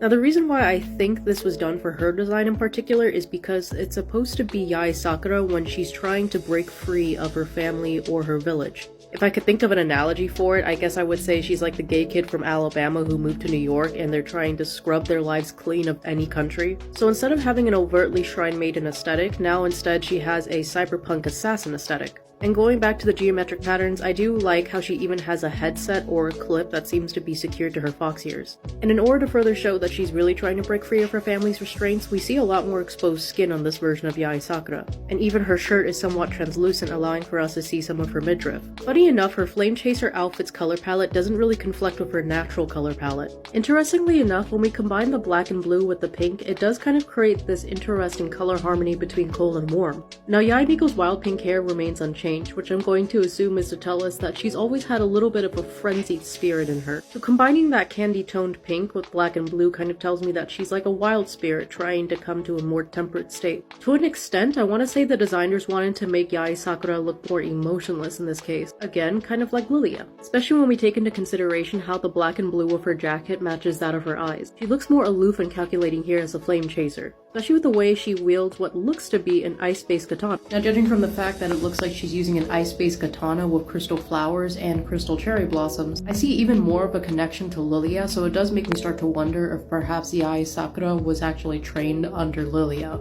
Or judging from the fact that I can see Mei in the other half of this picture, it does make me wonder if Yae Sakura and Liliya were both serving under Mei. Overall, I think the combination of the t-shirt and jacket with booty shorts and tights is supposed to be a modern upgrade. Seeing as how her legs are mostly bare and unconstricted, I do see that this version of Yae Sakura is supposed to be a lot like her original version, where she's supposed to be an extremely swift fighter who excels in close combat. And even though this is a very modern take on Yae Sakura, the fact that I can still see her tanto, or the short sword that she used in her original outfit, means that she didn't completely forgo all of the traditions that she carried with her. If anything, she's an adept fighter who's well aware of what she's actually good at. And I do like how that is incorporated into the rest of this modern design with a slight upgrade, like with that of the longer katana, thus allowing for more reach, and the black and blue gauntlets, which probably allow for her to get in a good couple of punches. Taking all of that into consideration, this feels an awful lot like a version of Yae Sakura where she has a lot to prove. It's easy to see that she's trying to figure out her own identity, and she's trying to find worth outside of her family. So of course she goes with the exact opposite of what she was taught. And that's it for today's character design analysis series, and thus marks the end of Honkai Impact's analysis series. Tomorrow, I just finished challenging Atlas to a weightlifting competition that he failed, so I'm back again with another blind character design analysis on the main cast of Honkai Impact, another property I know nothing about. I understand in my last character design analysis of Bronya I got a couple of things wrong about her, so let's go ahead and rectify it with this one. Namely, I made the mistake of thinking that she's the same rich girl from Honkai Star Rail, when in reality she's more of a sociopathic orphan who has been trained to be a war machine. And as the Herrscher of Reason, we do see some of that carried over into her design. But what is also interesting is that it seems like it carries over a lot of her personality rather than the concept of what she's representing. Whereas, for example, with the Herrscher of Sentience, her design is the amalgamation of chaos. Bronya as the Herrscher of Reason looks like an amalgamation of all of the things that she's interested in. Namely, her design looks like a combination of a mech pilot meets idol.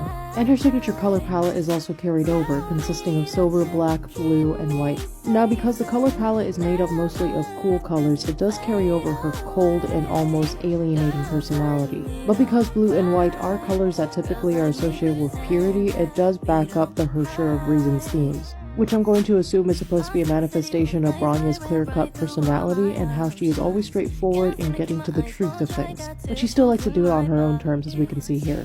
Because as the Herrscher of Reason, she chooses to be the ultimate version of herself. The version of herself who is dressed in an ornate bodysuit meets ball gown with accessories that resemble butterflies. The butterfly motif can be found around her bodice, where the corset looks more like the wings of a butterfly. This is even carried through to the ribbon in her hair, as well as the shape of the ruffles that are formed by her ball gown. For example, the ball gown can be separated into two features, that being the ruffles in the front as well as the actual train that's trailing out behind her in the back. Now, when we see the back portion of the gown in motion, it looks like a pair of butterfly wings that are taking off in flight. And because Bronya is a being of limitless power in this case, I wouldn't be surprised if that was intentional in order to give her more movement while she's flying around. And you may be wondering how her design is supposed to connect her to being a mecha pilot. Well, if we look throughout her design, we can see that there are certain inclusions of mechanical pieces, such as the metal garter belts above her tights. The color palette matches the mecha that she's using in the background, while also contrasting nicely with the rest of her blue-white color palette that is also found on the same mech that she's operating. Now, in terms of her design actually conveying her themes, I would say it doesn't do a very good job, personally speaking. I rarely enjoy bringing up criticism whenever I'm doing these analysis because I don't think it actually has a place in these videos. But I do think it's very important when we're discussing Bronya's personality. While nearly all of the other Herrscher designs are supposed to be representations of abstract concepts, the Herrscher of Reason is just a manifestation of Bronya's personality. This form is 100% her wearing her personality on her sleeve. But I also do find it interesting that this version is actually closer in spirit to her version in Honkai Star Rail, because not only is her hairstyle left long and also coiled in the same Ojo-san or rich girl style as the Bronya from Honkai Star Rail, she's even wearing the same earrings except orange. And even though this version of Bronya is still much more emotionless as we could see from her half-lidded eyes, the Herrscher of Reason is a manifestation of Bronya's desires to be likened to a princess with unlimited power at her fingertips. That's it for today's character design analysis, guys. Let me know how badly I fucked up in the comments, and I'll see you around next time. I only look like a used toothbrush right now because God used me to unclog the drain that is humanity, so I'm back again with another blind character design analysis on the main cast of Honkai Impact, another property I know nothing about. And the irony is not lost on me for saying Horaji is part of the main cast of Honkai Impact. So seeing as how she's also from the world of GGZ, I'm not surprised that she also has a strong schoolgirl aesthetic, probably because she is one, but she looks like a delinquent mixed with a chunibyo with a strong sense of self-importance, which is probably from a deep-rooted level of childhood insecurity, so she puts on a facade in order to seem like she's better than other people. And she tries so hard to make herself look like the cool Maho shoujo heroine. It's in the way that she stands with her legs apart with bandages that are wrapped around her tights that makes absolutely no sense, and how her arms are crossed, one is bandaged and the other one has a single glove that has a cross shape that matches her hair accessory. And it's the way that she styled the male school uniform blazer to look like a coat hanging off her shoulders, which also happens to have a chain on the collar that greatly resembles Jotaro's. So it's clear that she's trying to make herself look cool and stand out as much as possible. And of course the bandages and cross motif don't just stop on her arms and her legs, but we do see that it's underneath her chest as well. Now it did start to make me wonder if she has a chronic health issue, which is the reason why she has bandages on her chest. Honestly, with the way it's haphazardly wrapped around the other parts of her body, I want to say that she just does it for style. Now digging into her color palette, since she is made up of darker jewel tones such as purple, fuchsia, and then finally black, for school uniform being made up of brighter colors such as yellow, white, and brown, Horaji definitely looks like the antagonist of the magical girl anime who's trying to pretend to be a schoolgirl, but she lets her own vanity get in the way of her presentation. You can see in the way that she pins her hair up into a side ponytail with a cross accessory. A cross accessory which happens to be the same shade of pink as her ombre hair. And as if to draw even more attention to herself, she also has a single purple strand running along her face. And when I get a better look at her long messy hair that looks like it has not been touched by a comb in years, I get a better idea of her chaotic gremlin energy, especially with the way she stares into your soul with her pink eyes. Now I know I've been talking about how this girl likes to fancy herself as the main character, but seeing as how she's pictured here with the Herrscher of the End, it does make me wonder if she is actually a Herrscher in hiding. She has some of the key traits of Herrschers, such as the ombre hair color and the detailed and abnormally colored eyes as well. And because the Herrschers in this version of Honkai seem to have a lot of Christian motifs, like you know how Herrscher of the End has multiple wings, kind of making her look like an archangel. It does make me wonder if Horaji is actually a Herrscher that was locked into the body of a schoolgirl. And maybe in order to sell the regular schoolgirl act, she was implanted with fake memories or delusions of grandeur which were actually her real memories of her time of being a Herrscher. Which would explain the reason why her design is the marriage of the typical image of a schoolgirl with that of a god. And character design talk aside, I picked up on that vibe because of the way this image is composed. While the Herrscher of the End sadly looks off into the distance, Horaji looks confused and almost surprised, like as if she's unearthing a secret that she didn't realize she had this entire time. And honestly, because there is a relationship between the sun and the moon in the background, it does compel me to think that Horaji has an intimate relationship with the Herrscher of the End, where possibly they were good friends in the past, but Herrscher of the End wanted to save her friend, so she decided to give her an opportunity at leading a normal human life. That's enough conspiracy Vicky, and that's it for today's character design analysis. Let me know how badly I fucked up in the comments, and I'll see you around. I was just mistaken for a little boy who lost their mother at the TJ Maxx, so I'm back again with another blind character design analysis on the main cast of Honkai Impact, another property I know nothing about. Kevin Kozlana is giving sibling of the main character, but he joined the side of the villains. Aside from his surname, it's clear that he's of the Kozlana family given how he has the same hairstyle but short. Messy white hair with hair intake bangs that curve into his face and an alhoge. He even has the signature blue eyes of the Kozlana family. And the thing about his design that makes me think he joined the side of the villains is the way he carries himself and his clothing. In this image here, we can see that he's standing defiantly with a clutched fist, what looks like crackling lightning coming out of it, while shooting the standoffish glare to the viewer. His color palette is mostly made up of yellow, black, white, and blue, complementing not only his natural features such as his blue eyes and his white hair, but also gives him this polished and sophisticated aura, the complete opposite to his sibling Kiana. Now because Kevin possesses a lot of the same physical features as Kiana and also has a cool color palette in order to contrast with hers, and the cool color palette also captures the difference in their personalities, like with how he's scowling and Kiana is almost always smiling or open, it leads me to believe that Kevin is the wayward brother who is staunchly against Honkai, thus causing him to fall in line with the villains, namely the Flamechasers. And it's with how his silhouette is sharp and asymmetrical, such as with the inclusion of his robotic arm. The robotic arm gives him a single spiked pauldron that stands out from the rest of his design, giving him this cold and metallic edge. This edge is also included with the design of his coat and his top. For example, his top happens to have a slutty window in the shape of a rhombus, and his coat also has a pop collar that looks like two triangles flanking his face. Kind of like with how a male peacock will always present its feathers whenever it's trying to make itself look bigger. Kevin seems to carry himself as this hot-headed and coarse individual,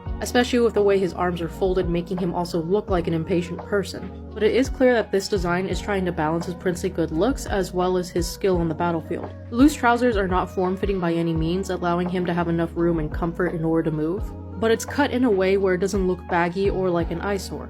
And it kind of reminds me of the design sensibilities for Siegfried, which causes me to assume that, like Siegfried, Kevin is also a very fierce fighter. But I would say that the blues in his design make him look more like a strategic and contemplative fighter. Now this man is just a can of worms because now I'm seeing that he has a form that kind of reminds me of Elysia's dark elf form. I'm not going to say that it's a Herrscher or supposed to be like a Herrscher hybrid, but I'm getting the feeling that Kevin most likely tapped into the form of a dark elf in order to fight against Herrschers or Honkai. especially with how this design seems to be the antithesis of Herrscher designs. The design isn't dressed up in fancy formal wear like other Herrschers, but rather he's just wrapped up in these black and white bandages. And there's blue veins flowing throughout his body, most likely to represent his magic. And to add to the disconnect, he looks a lot more bestial compared to your average Herrscher, like with his wings looking more like bones rather than flesh. I'm getting a strong fallen angel vibe from him, especially with the fact that he has these devil horns and spiked hair. It's clear that this is meant to be Kevin's ultimate form, as we can see from the power coursing throughout his entire body, portraying him as this demented creature with his full physicality on display. And this is most likely a personification of his hate for Honkai, making him the perfect weapon to face off against them. And that's it for today's character design analysis, guys. Let me know how badly I fucked up in the comments, and I'll see you around. I was almost publicly executed after being caught distributing yaoi in the public square, but I'm back again with another blind character design analysis on the main cast of Honkai Impact, another property I know nothing about. Unlike her Genshin Impact alter ego, it looks like this version of Yae Sakura is supposed to be a Miko Kunoichi fusion. So basically she has the aesthetics of a shrine maiden but mapped onto a female ninja, which is made obvious by the fact that she's wearing a much more revealing and shortened version of the Miko uniform. Instead of wearing red hakama or long pants that shrine maidens would typically wear,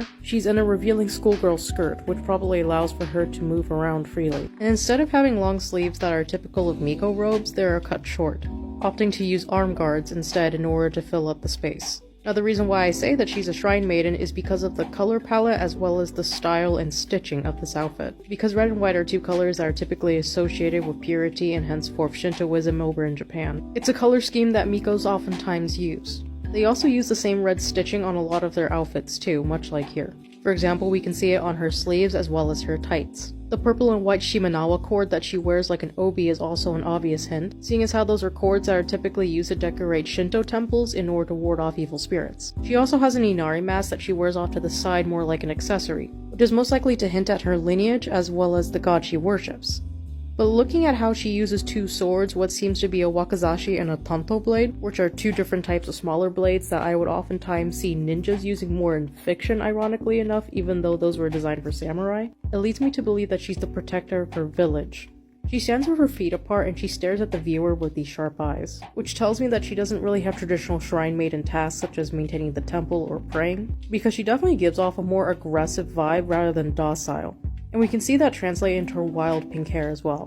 Now since her name is Sakura, the hair is probably supposed to be a reference to the fact that it's named after a pink flower, but it's most likely also the flower that's associated with her village, as we can see on the patterns of the rest of her robes. Her messy hair also adds to the vibe that she is an alternative shrine maiden that walks to the beat of her own drum. Obviously her ears and her pink hair make her not only stand out in a crowd, thus probably drawing a lot of unwanted attention, but her hair also helps add to that wild persona with the way it sticks out. But even though she is a hardened warrior, as we can see here with the way she wields her sword, judging from her blue eyes, it also tells me that she's someone with rather naive views on justice. Naive in a sense where it feels like she has a pretty black and white outlook on morality, and that she probably sees anything as a threat to her village as being bad. Personally, when I see a shrine maiden engaging in acts of violence, it tells me that they do respect their religion and their work, but they are willing to bend the rules in order to protect said religion. And maybe in her own twisted logic, Yae Sakura sees this as an offering to the gods. And going back to what I said about her being the protector of her village, because shrine maidens are the fixtures of their communities,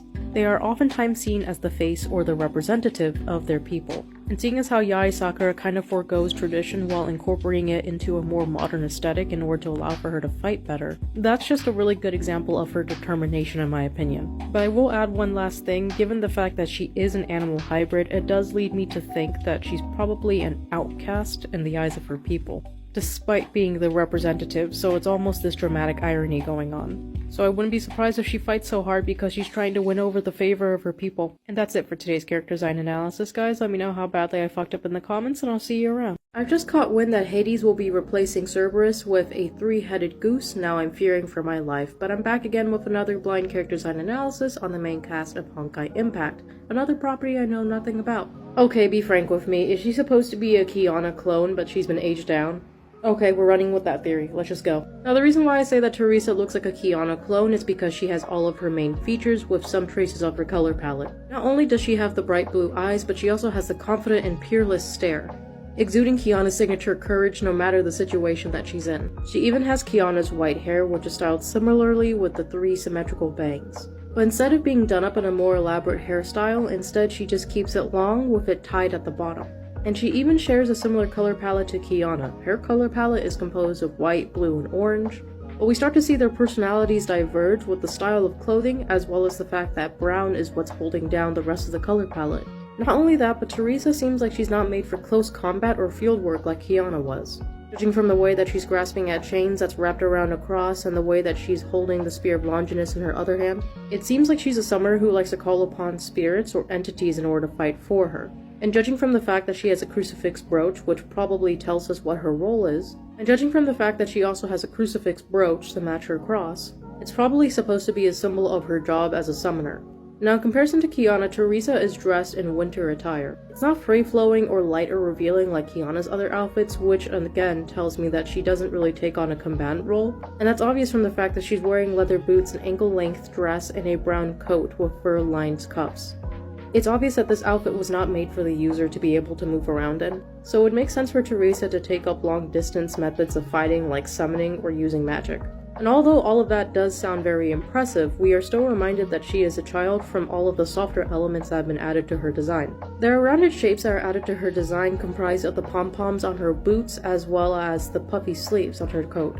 And to make her look even more like a cute doll for you to dress up, she has ruffles on her dress. Teresa is like a posh and well put together young lady in comparison to tomboy Kiana. But of course it does make sense for her to wear so many layers if she's living in a place that looks like the Arctic.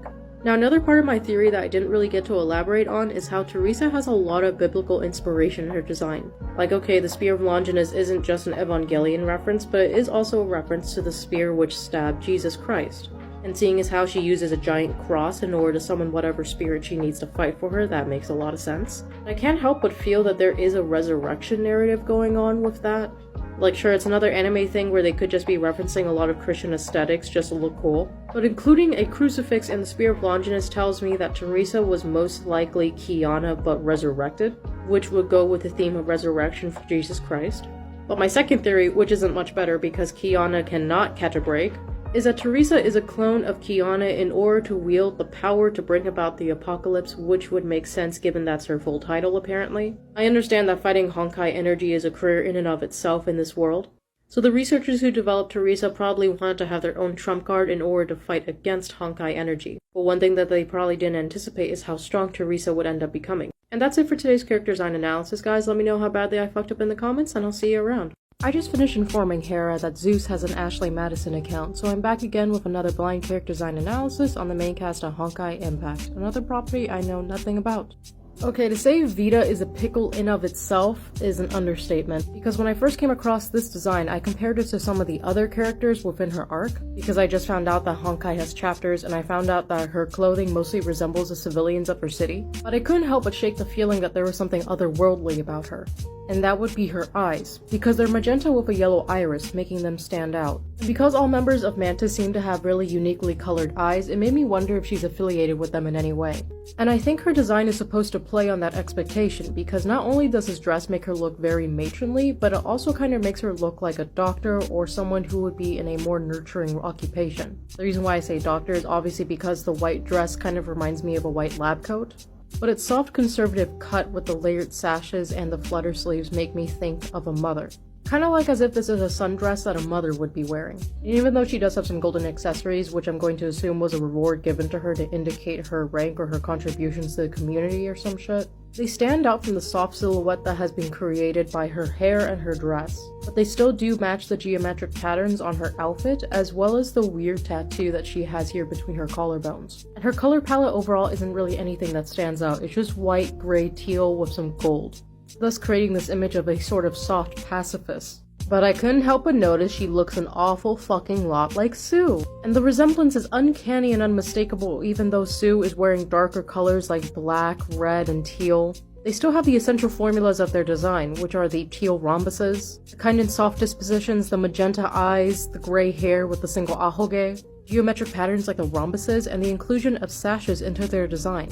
Now looking at this, part of me thinks that maybe it's an indication that they're from the same city, but physically they look far too similar. Because of that, it started to make me wonder if Vita was supposed to be a clone or a human experiment where she's like a composite of different people. Because honestly, no character is safe from science war crimes. And Vita's appearance very much feels like a red herring of sorts because it's supposed to mislead us. None of you can fathom how confused I was when I was doing research last night. When I looked up images of Vita and I found out that this was an alternate form, I realized that she may either be a Herrscher or maybe she's one of those Flamechasers that people keep talking about. And the way that she carries herself in this version is so different. Not only does she seem very emotionless and almost apathetic, but she also seems a lot more domineering, as we can see from this pose. Obviously, we're supposed to be the viewer, and judging from how her shoe is just hanging daintily off of her foot, it's supposed to convey the vibe that she just stepped on us, and honestly, with the fact that she has feathers which kind of look like peacock feathers incorporated into her design, it kind of hints at a superiority complex because of how theatrical her appearance is. And it's something that's found throughout her design, like with her hairpin as well as the little accessory that she has under her chest. Her color palette here is much more bold. It's made up of emerald green, teal blues, and it even brings out the blues and the whites that were found in the original design, but also mixing in more black. I like to describe their change in appearance as light mode versus dark mode, because Vita in this version looks like she's wearing a nightgown versus a sundress or like a uniform dress. It has a turtleneck neckline with a little boob window as well as what looks kind of like a capelet hanging off her shoulders. And because it seems like all Herrschers and Flamechasers are bound to this fate, she also has much longer hair now, which is much harder to keep. She even has this cold, icy stare now compared to the original Vita, who looked much more inviting. And looking at the difference between these two forms, I couldn't help but think that Vita was basically using her civilian form in order to blend in, because I can't help but see the resemblance between her hair and the Herrscher of Sentience's hair. I wouldn't be surprised if this version of hers was guilty of committing war crimes, so because of that she had to use the original design in order to hide her identity. But that's it for today's character design analysis. I'm so sorry that this one was longer than usual. I cannot shut the fuck up. Let me know how badly I fucked up in the comments, and I'll see you guys around. I've been trapped in a looping pocket dimension where I can never find the fanfiction with the tags I like, so I'm back again with another blind character design analysis on the main cast of Honkai Impact, another property I know nothing about. So Lyle is giving me sassy twink nepo baby. Judging from his cocky smile and how he poses really confidently with his shoulders straight and chest out, and his head lifted up like as if he can't spare a thought for us peons, he looks like an extremely cocky young man who comes from an affluent family. And judging from the leather holster on his left shoulder, it looks like he comes from a family who has a long history with the police, because with the way the holster is shaped, it just basically looks like an anime gun holster. And I kinda see hints in this too when I look at his leather gloves, because they look like repurposed archer gloves with the cursor on it. Even his tie looks more like metals than it does an actual tie. It has a little metal trinket in the center, and it also seems to have like these letters possibly indicating his rank or something. And sure, he could just be a simple rifleman who isn't associated with the cops in any way, since his uniform consists of a light brown collared shirt with the sleeves rolled up and a dark green blue and white coat with golden accessories and cushioned sleeves. It gives enough of a balance of professionalism meets decadent. But since his job will require for him to be on the go a lot, it's not really a flashy type of decadent. Rather, it's made up of more minimalist elements of decadence, such as the golden accessories as well as the cushioning, which is something that's typically associated with like Chanel purses. But given the fact that he's literally wearing a half coat like as if it's just a shawl, it kinda does make him come off as this lazy slacker, especially when we look at how he has these half-lidded eyes with no glint. He looks like he hates doing paperwork, so he would just push it on to other people, instead relishing in the field work because he looks like he takes too much joy in taking people out, again because there is no light behind those eyes and we just don't trust the cops.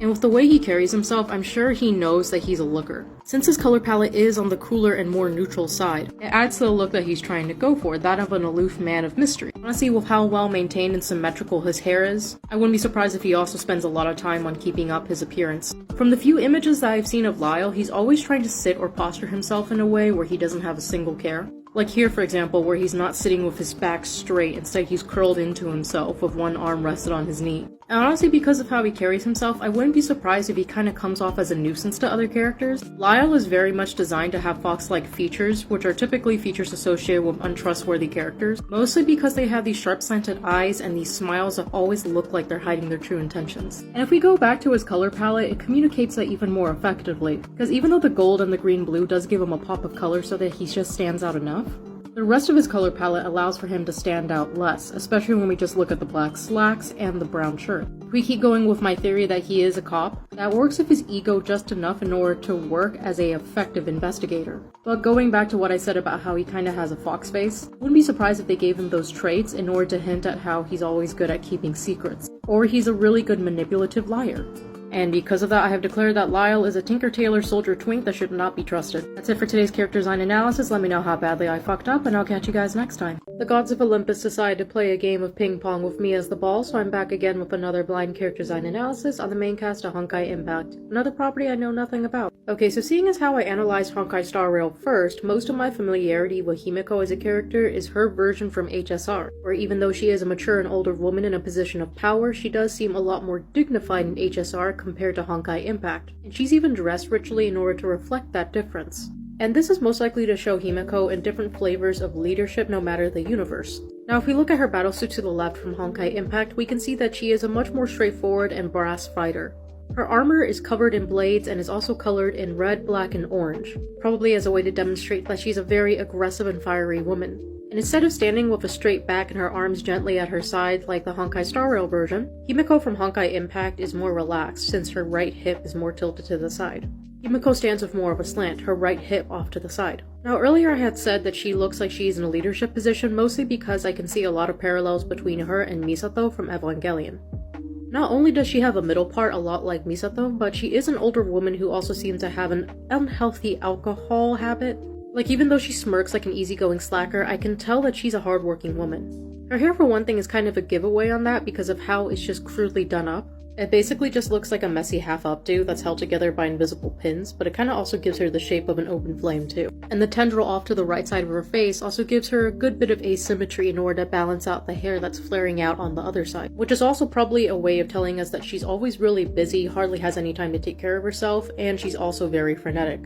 And given how she's dressed in this heavy magma-styled mecha suit, it tells me that she's someone who always puts herself on the front lines in the way of danger. But the fur collar also kind of makes it look like she's wearing an extravagant fur coat, thus in my opinion making her look even more like someone who's important. But since her armor does appear to have a set of wings, I am going to say she's probably a Valkyrie who is also raised or experimented on in order to fight against Honkai. And because like Himeko from Honkai Star Rail, she's also in a leadership position, I'm going to assume that she's either like the trainer or maybe the teacher or mentor of the other Valkyries, which makes sense given what I've analyzed before of other characters who are also Valkyries, because almost all the Valkyries I've seen so far have been young women. So it makes sense to me that Himeko, who's basically wearing a mecha plug suit with a pair of angel wings that look like it's made of blades, would be a general serving the Valkyries. And yes, even though it's obvious that she's a confident young woman given how much skin she's exposing, and she's a person who's prone to angry fits out of passion seeing as how she's covered in red, given how Himeko is playfully smiling here and she looks like she's trying to give the viewer a thumbs up, I do think that she's seen so many of the horrors of war that she tries to make it easier for her students, by joking around and minimizing the true brutality of war in order to make it easier on her students. And honestly, it's the reason why I think she's a Honkai Impact version of Misato. Even though they spent a lot of time on the battlefield, it doesn't mean that they don't have a sense of humor anymore. And that's it for today's character design analysis, guys. Let me know how badly I fucked up in the comments, and I'll see you around. I just survived getting suffocated by the Buddha, so I'm back again with another blind character design analysis on the main cast of Honkai Impact, another property I know nothing about.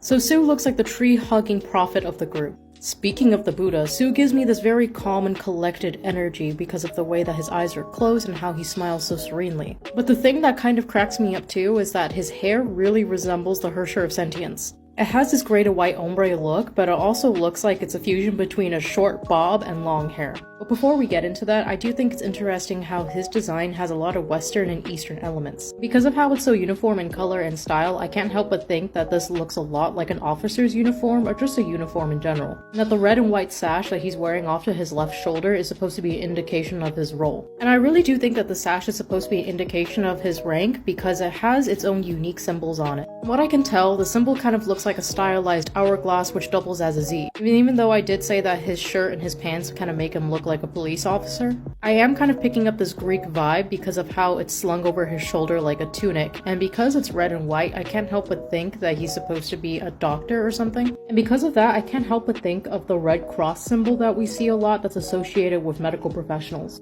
And to add on to that, hourglasses are typically associated with the inevitable passage of time, or in other words, death.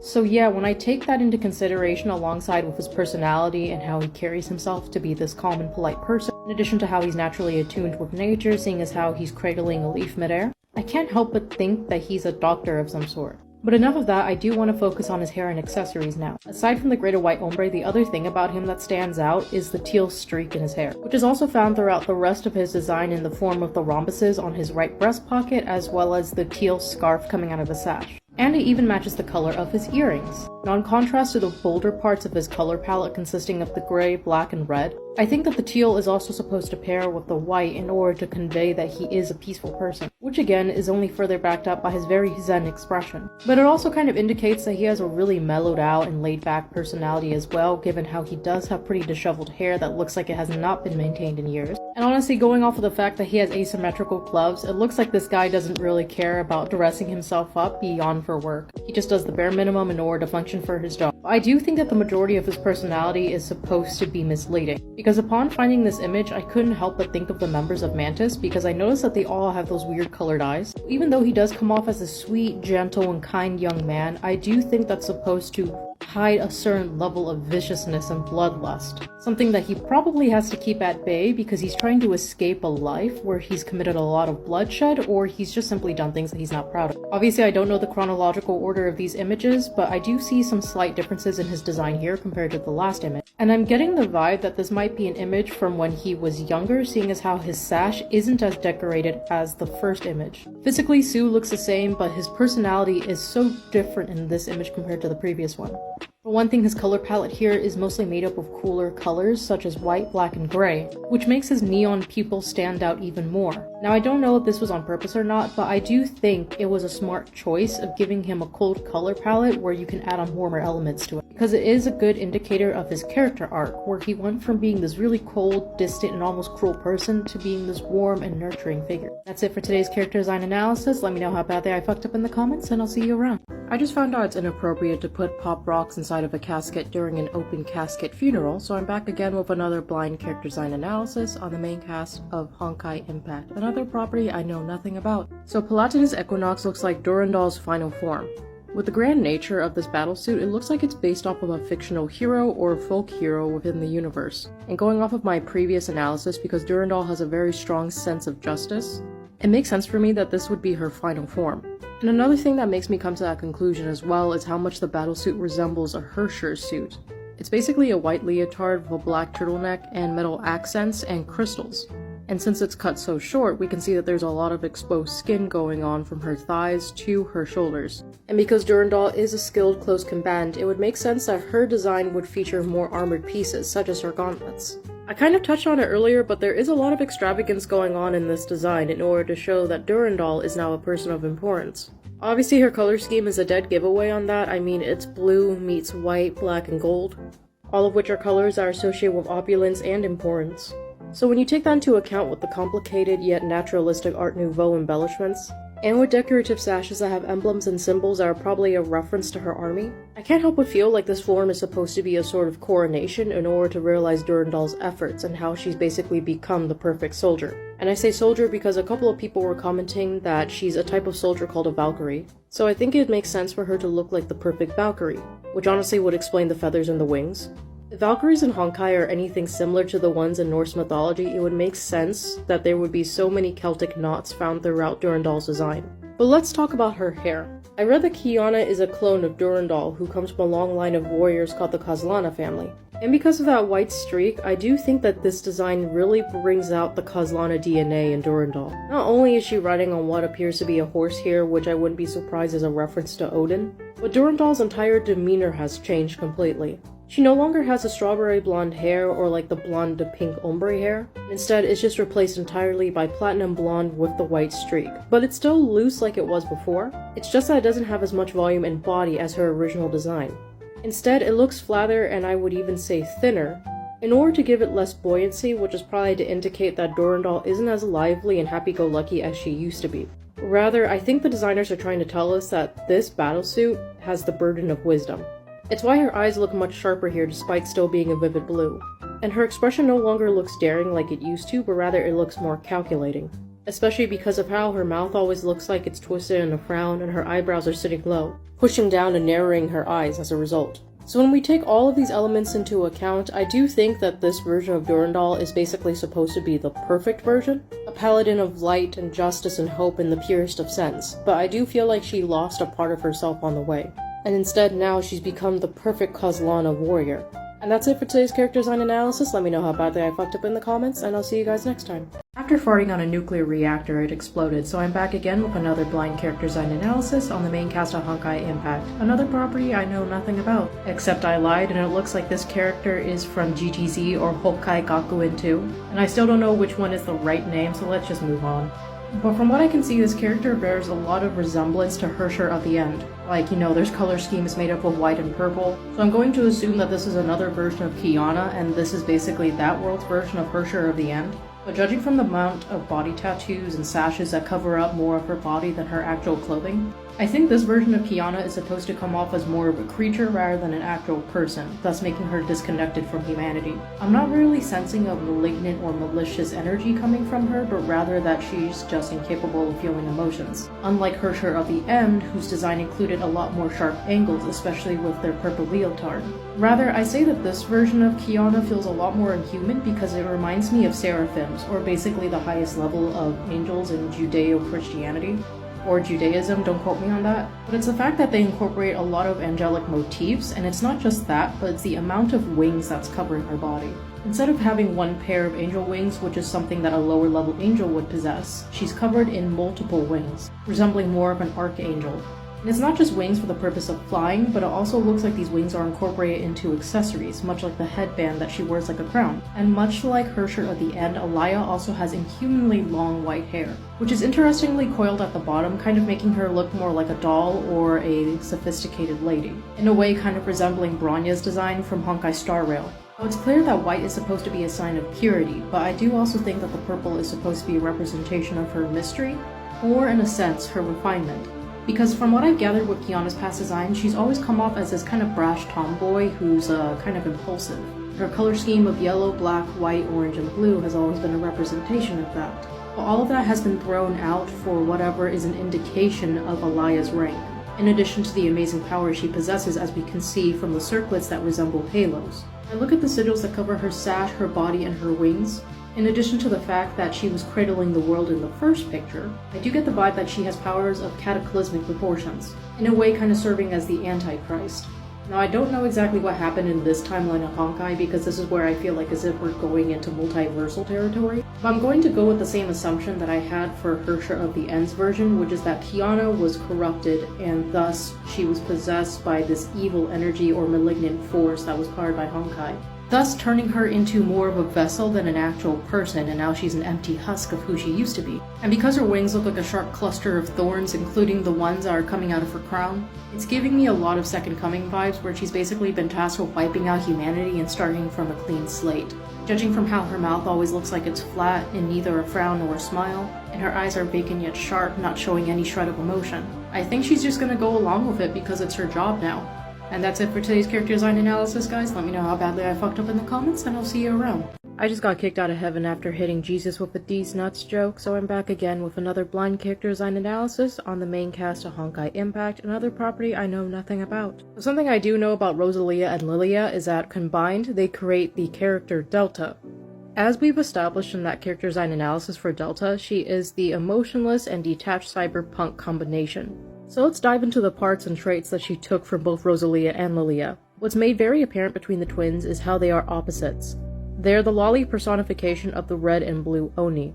As we can see, Liliya is supposed to be the much more calm and mature twin in comparison to Rozaliya, who's much more fiery, rambunctious, and immature. But since they do still have a lot of jagged elements to their design, such as their horns and the spikes that are protruding from their armor, they both do have a bit of a mischievous streak.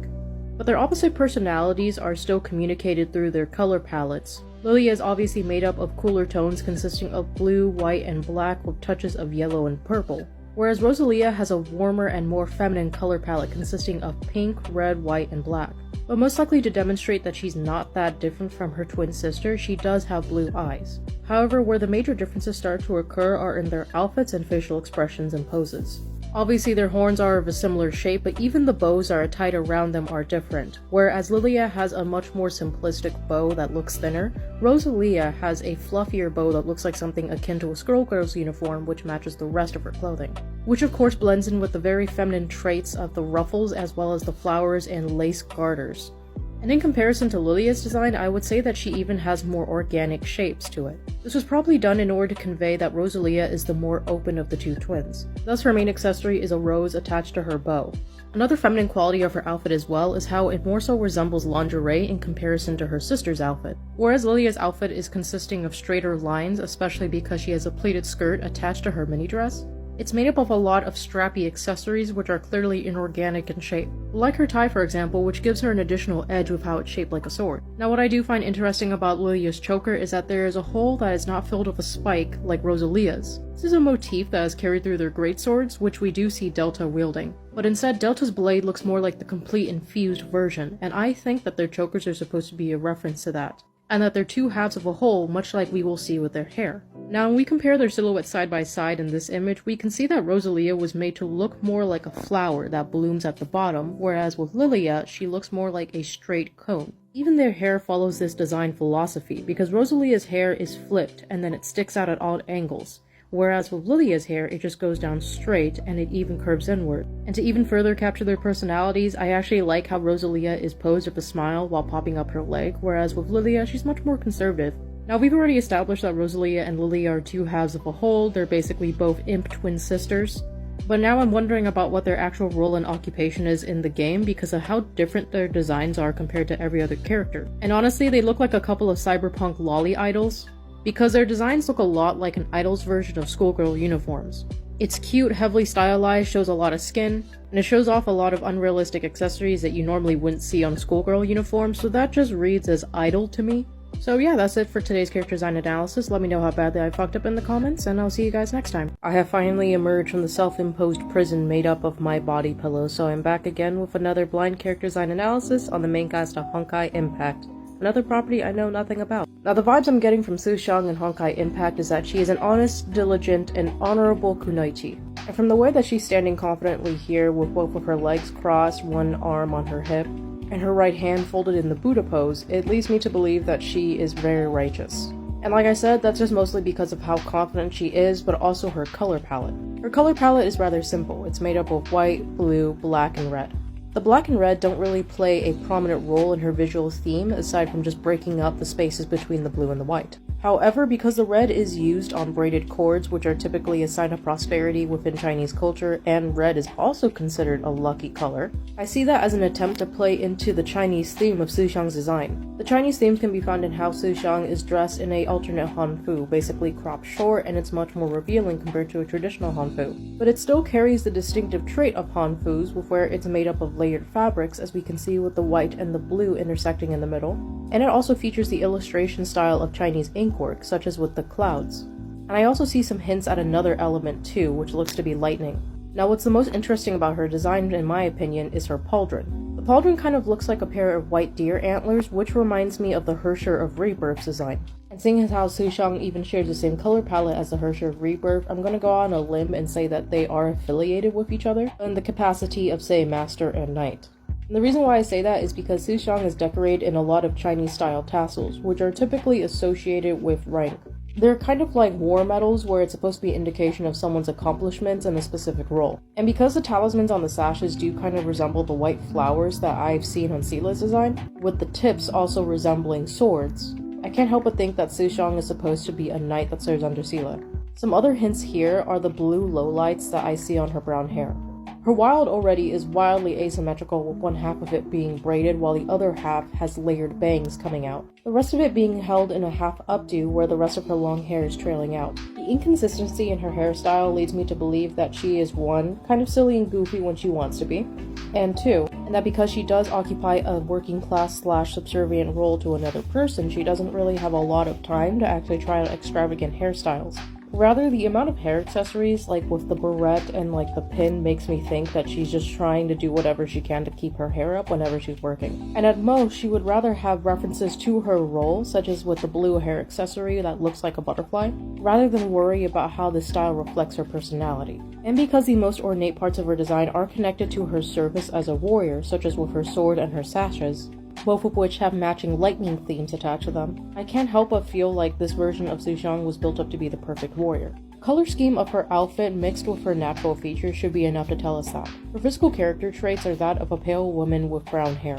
a color scheme that is all too normal in the grand scope of anime. But when we combine that with the austere color palette of white, gold, and blue, that is when we see the transformation of an otherwise normal character but put into the role of a royal capacity.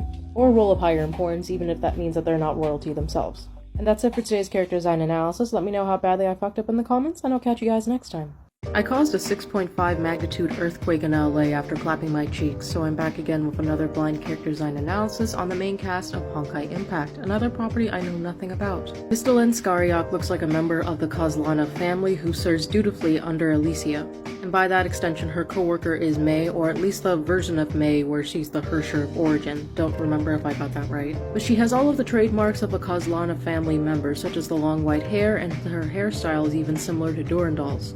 She has these mostly soft layered bangs before they coil into a corkscrew style, probably to demonstrate not only her physical similarities or relationship to Durandal, but also the fact that she is a posh young woman. As we've established before, coiled hair is supposed to be associated with the Ojol-san trope, or basically the rich young lady trope in anime. As for her relationship to Elysia and May, I see that she dons some of the color scheme from Elysia's outfit, such as pink, lavender, white, and gold. Now, even though this outfit is very similar to May's armor as the Herrscher of Origin, it is much more soft in comparison. Aside from her gauntlets and some of the armored plating around her greaves, the puffy sleeves, the soft bodice, and the high collar reminds me more of a fencer's outfit, mixed with a rider's outfit. It's tight, it's form-fitting while still maintaining feminine traits such as the puffy sleeves, which look more like that of a ball gown. And the material even looks like it's layered on top of each other, kind of like a fencer's uniform. And because I pegged her as a sophisticated young lady, I can't help but think that her outfit would also reflect two of the hallmarks of rich people hobbies, such as riding and fencing. But I also think that this inclusion of softer fabrics and rounder shape language is supposed to set her apart from the Herrscher of Origin. The overall silhouette of the armor is still similar to the Herrscher of Origins, but she does also have the peekaboo hair dye, or the blue that comes out from underneath her hair. I also think that the design is supposed to show us that she's better at another type of close combat, because not only do her greaves go all the way up to her thighs, which is a common way for riders to protect their legs against the impact of horseback riding, she's also seen holding a spear that seems to double as a banner. And I think this is where we start to see a lot more of the similarities that she has with Elysia. The color scheme was already obvious, but it's also the fact that she has these floral themed accessories as well as the sashes glowing in pink that look a lot like Elysia's. I remember discussing that with Elysia's style, it looked a lot more like she's supposed to be a pure virgin bride, and she has a lot more Art Nouveau inspired elements. And I think with Mistle End, she continues the trend of that, but in the form of a valiant knight. Judging from her soft and gentle expression as well as her confident yet open body language, I see a lot of Elysia in her, which is probably a testament to how close the relationship is. In the first image, if we look at the breastplate, we can see that there was a pink gem with what seems to be a cherry blossom on it. Now, not only was that in Elysia's color scheme, but it also carries a similar floral motif, which I think does a very good job of cementing herself as a loyal follower to Elysia. And honestly, the inclusion of the banner in her design just sells it, because if you truly are someone who is not passionate about your leadership, you wouldn't be the one who is going out trying to raise morale amongst her ranks, which makes Mr. Len come off to me as Elysia's right-hand man. And that's it for today's character design analysis, guys. Let me know how badly I fucked up in the comments, and I'll see you around. After dropping off my boyfriend at the airport, I tried to outfly the plane and then fell on my face, but I'm back again with another blind character design analysis on the main cast of Honkai Impact, another property I know nothing about. This is just Femventi. The Herrscher of the Wind appears to have abusive roots, as we can see on the left image. It looks like she was kept as a child prisoner who was heavily abused since she is covered in bandages, which then left her emaciated, which explains her twiggy frame, and then left her with a very misanthropic disposition, as we can see from her sagging and drooping eyes. Looking at her color palette to the left, it's a much more desaturated version of the one to the right. She still carries over the main color scheme of white, black, and green. The whites look more gray, and her skin even looks much duller compared to the one to the right. And this is even communicated in her posing with the way that her right arm is tugging at the sleeve of her left arm. Probably because it's a nervous tic, and so that she can conceal the wounds on her left arm. And judging from the fact that she has a leather collar and scraggly long hair, she was probably left in a very filthy environment, kept in a prison cell well into her adolescence until she finally awakened her Herrscher powers. The Herrscher of the Wind post-transformation, or awakening, whatever you call it, looks like someone who was finally able of taking their first breath of fresh air. I say that this is post-transformation because we can see that the bandages are uncoiling from her form and she no longer has that raggy gray t-shirt. The bandages are clearly being unwound by her newly awakened wind powers. And since that same wind power has also chopped off her collar as well as her hair, it's to show that she is now awakening into a new person. Even the saturation of her color scheme demonstrates this as well. Her hair is now made up of a vibrant black and a verdant green, shining more than an emerald rather than a dying leaf. And her joyful smile as well as her spirited pose that looks like it's mid-air also communicates this transformation. And as if it wasn't obvious enough, we do see two new additions to her design, that being the pinwheel brooch as well as a tattoo. Now this looks like something that is carried throughout most of her designs. Now it looks like this tattoo matches the glyphs on this version of her design, which appears to be an angel, which is obvious from the emerald wings, but I also think she's probably a cross between an angel and a bird as we can see from her tail feathers. Okay, even though she low-key looks like she's wearing a cheerleader uniform, I can tell that this was made to be as revealing as possible in order to convey her powers over flight. Something that her extremely long scarf/sash also conveys. Now it seems like this version is supposed to be the closest that we get to an ultimate pure form for Herrscher of the Wind, especially because the intent seems to be to make her look as opulent as possible with a lot more gold compared to the other designs. And probably because she's also covered in white and green. Obviously the green is supposed to be a representation of nature as well as her element wind, while white is supposed to be a symbol of purity and peace in this case, especially given how gentle her expression is. It's obvious that she's supposed to be a benevolent, kind, ethereal, and almost nurturing figure to people. But it seems like this character is riddled in a battle between good and evil. But it seems like this character is caught in an internal battle between good and evil, especially when we can see that this version of the Herrscher of the Wind is much more malicious because of the inclusions of black in her design. Instead of being covered in bandages or a crop top and a skirt, this version of her is in a white maxi dress with a deep plunging neckline and jewels along her bodice. Now we already know that this was done on purpose in order to show that she's an important person, but in this case, I feel like it's also to indicate how self-serving or how highly she thinks of herself. Because instead of having a emotionless, neutral, or kind expression like the other versions, this version of Herrscher of the Wind is smirking down at the viewer. Now, judging from the fact that her hair hasn't really changed that much in comparison to the other version I just went over, this version was probably a corrupted version of the other one. It seems that the designers used the tattoos as an indication of this growth, because it does grow along with the black paint that is now covering her hands. Because instead of the tattoos being isolated to just her left thigh, we can see that it's now growing and spreading throughout her arms and her legs. All of these different designs are most likely to tell us that the Herrscher of the Wind did not forget the neglect that they experienced as a child, despite the fact that they were given freedom or a way out. And because these forms do have the theme of light and dark going on between them, there will always be traces of evil hiding within good, as cheesy as it sounds. And yeah, that's it for today's character design analysis. Let me know how badly I fucked up in the comments, and I'll see you guys around. I just failed attempting to get the funding for Uber for UFOs, so I'm back again with another blind character design analysis for the main cast of Honkai Impact, another property I know nothing about. So Pradophila seems to be a Middle Eastern coded Neko kitty girl with sticky fingers. And aside from that, she has a pretty average color palette consisting of ash brown hair, blue eyes, and pale skin. And quite honestly, because she almost always has a mischievous grin and a sleepy look in her eyes, she comes off as the lazy type. And because her long straight bangs are covering half of her face, it makes her look even more like a sleepy cat, thus backing up the lazy vibe that I'm getting from her. And like a cat, she also seems to have a bit of a mischievous streak going on, especially with how she's posed here. While she's winking at the camera, she has one hand up like a claw, which makes me think that she's a bit of a troublemaker who's light on her feet. Now, getting into my speculation about why I think she's a thief, let's go into her outfit. Her outfit is basically glorified lingerie that comes with a lot of expensive elements such as the gold trim, the ruffles, and the sashes. The sashes and accessories specifically look like they're modeled after Middle Eastern flowers because of their thick geometric line work. And this is especially apparent to me when we look at her color and how it looks like a series of interwoven lotus flowers. Now because she's gallivanting through these streets in what's basically a battle bustier with sashes, I want to say that was to allow for her to move about as quietly and quickly as possible, while also looking as stylish as possible because I can tell she has a bit of a vanity streak given how many golden accessories she likes to decorate herself with. And the fact that she also has a kitty sidekick who seems to be carrying a bunch of stolen jewels. Now even though she does appear to be a thief, she does dress herself rather richly, and we can tell from her color palette, which consists of gold, silver, black, and purple. In this case, gold and silver are precious metals, and they also appear to be some loot from one of her most recent heists. And the combination of black and purple give her an air of mystery while also coming off as bougie as possible. It also just so happens to complement the warmer tones of the gold as well as the cold silver. And even though I do get the impression that she is a thief, the rest of her design also gives me the vibe of a dancer. Not only is the clothing as revealing as possible in order to flaunt her figure, Pardophilis also has a lot of sashes which allow for her to convey a greater sense of movement. And because of how richly she dresses herself, and because she does seem to have a touch of personalized jewelry such as the ear cuff as well as that cat's paw that we see down towards the middle, I can also see Pardophilis as being an expensive dancer.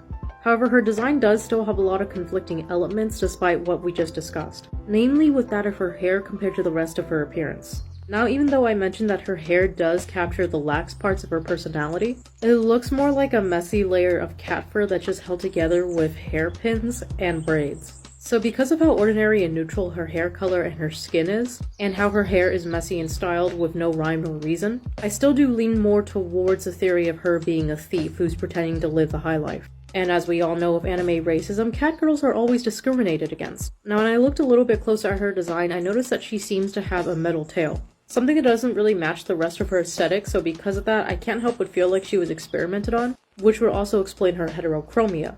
So by taking that into mind, it does make me wonder about Pardophilis' childhood. Now, if she did have a difficult childhood, it makes me think that she was probably raised on the streets or abandoned and then taken in to be experimented on until she ran away. And by that logic, it leads me to assume that she probably became a thief in order to cope, and to simply just survive on her own terms because Pardophilis does come off as a very independent woman. And that's it for today's character design analysis. Let me know how badly I fucked up in the comments and I'll catch you guys next time. I just finished T-posing on Jesus to claim superiority, so I'm back again with another blind character design analysis on the main cast of Honkai Impact, another property I know nothing about. Well, for today's episode, we'll be featuring a character design comparison between the Herrscher of the Void and the Sustainer of Heavenly Principles, also known as the Unknown God from Genshin Impact. So getting into it, this request did point out that there's a popular theory that the Sustainer of Heavenly Principles is actually Kiana, and I'm going to assume it's specifically Kiana as the Herrscher of the Void, but in the world of Genshin Impact. Now, since we've already covered the Herrscher of the Void, I wanted to cover the Unknown God. Judging from their title, it seems like they are a god of no creed nor affiliation and they just seemingly came out of nowhere. And not much is probably known about her aside from being an antagonistic force who is able of bending time and space with her will. And obviously this is communicated with her blank expression as well as her design featuring a lot of dangerous cuts and edges, like her black fur collar and the train of her dress looking like black and red spikes. It seems like there's a marriage between fire and wood elements in her design too, because with the way her train is split open, it kind of looks like an open flame, and then the patterns on her dress look like tree branches, in a way kind of resembling some of the Celtic elements of Paimon's design. And of course, including the color scheme of black and red in her design gives her a villainous edge, especially with the way that the red is spreading on her arms, kind of indicating that there is some corruption going on, which is very similar to the elements in Herrscher of the Void's design. Now, much like Herrscher of the Void, she has similar physical traits such as the yellow eyes and white hair, even down to the bangs, but the similarities don't stop there. For example, they both share the same black fur color, but they also even share the same shape, almost a one-to-one exact copy of each other's bodices. Their corset even has pieces of fabric on it that kind of resemble flower petals, and they even have a similar pattern running down the middle where it looks like ink dripping down their chest. However, it does appear that the Unknown God is almost like a further ascended version of Kiana's Herrscher of the Void form, mostly because unlike Herrscher of the Void, she doesn't seem to need wings in order to fly. Her white hair is covered in a glow, and judging from the fact that she has bandaged feet and no footwear, I'm going to assume that's probably because she no longer has a need for that, which would explain the reason why her design has a lot of references to nature and fire, further separating herself from humanity. But obviously, as we all know, the devil is in the details. Looking at both of their eyes, they happen to have the same color as we've already established.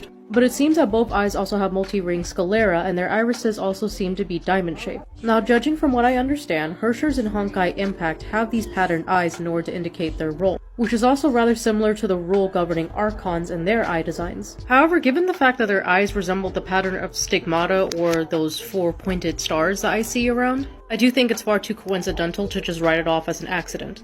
But the other devilish little detail here is how the Unknown God seems to be using the Void Archives. Now, I was informed before that the Void Archives' original form is just supposed to be this yellow glowing cube.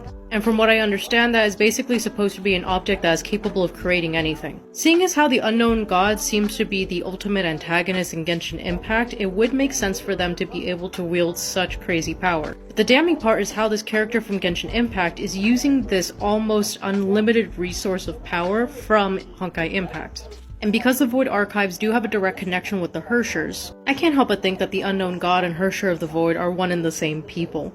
And that's it for today's character design analysis, guys. Let me know how badly I fucked up in the comments, and I'll see you around. I just finished fist fighting Ronald Reagan in hell, so I'm back again with another blind character design analysis on the main cast of Honkai Impact, another property I know nothing about. Right, so Miss Umbral Rose over here looks like a French maid turned Grim Reaper turned bodyguard. I only say Grim Reaper for the bare aesthetic of having a scythe. And this French maid outfit is really doing the careful balancing act of being practical yet fan service at the same time. Revealing enough so that she has the mobility of quickly springing into action in case she needs to lay down her life for her master, who I assume is Durandal because judging from the amount of shipping fan art I found of them when I searched up Umbral Rose, they were roommates. In all seriousness, because of her hooded eyes and the way her hair is carefully covering half of her face, Rita seems to be the more aloof, passive, and quiet half to Durandal, and due in part to the French maid outfit that is probably in order to make her the perfect servant.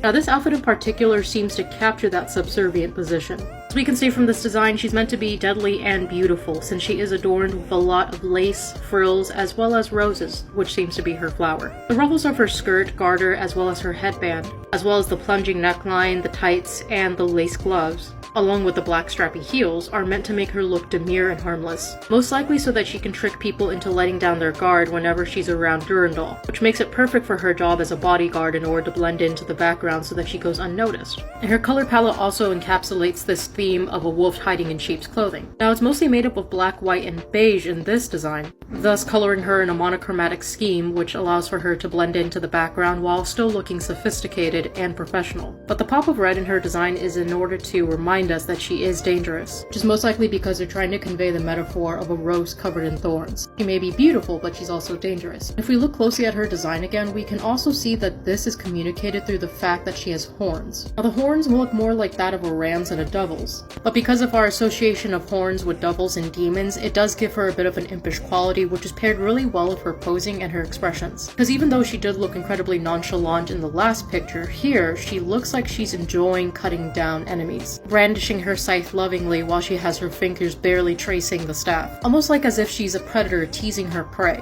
Now I do think that even though she does try to play herself off as a professional as much as possible for the sake of Durandal, it does seem to have almost a playful yet sadistic quality to her that she might have picked up from all of her years spent with Durandal. I also think that this is her way of showing her protectiveness around Durandal as well. Overall, I do think that Rita is someone who tries to use her good looks to her advantage, and this design really encapsulates that. Looking at her straight on right now, I'm trying to imagine if I were in the same room with her, would I come to the conclusion that she's a killer? No, because I would first come to the conclusion that she looks like a product of a maid fetish. Really only the sharp eyes and the horns that give it away. Because again, she's trying to service the needs of Durandal while also protecting her at all costs. That's it for today's character design analysis, guys. Let me know how badly I fucked up in the comments, and I'll see you around. God has smited me with a cold because I refuse to stop drawing boys kissing boys, but I'm back again with another blind character design analysis for the main cast of Honkai Impact, another property I know nothing about. Fallen Rosemary seems to be a now corrupted princess or guide. I say princess because it looks like she's wearing an incomplete ball gown with lace trim, and the other half of the ball gown seems to be replaced by a high slit in order to accentuate her legs to show off the black thorns that have developed on them. She's very richly dressed, as we can see from the ruffles on her sleeves as well as the golden embroidery, so it's difficult for me to say that she's just some random one-off servant. And it looks like she lives up to her name because roses are found scattered throughout her design. I'm going to get into this theory I have about how she may have possibly been corrupted. But aside from that, there are a lot of dangerous cuts that are made of her dress in order to accentuate her beauty, like the plunging neckline with the corset-style bodice, and the exposed panels on the hips. Tell me that she's probably a bit of a seductress who likes to use her good looks in order to get her way, because otherwise she wouldn't put so much care into representing what she does as well as her looks. The heels are a very good example of that.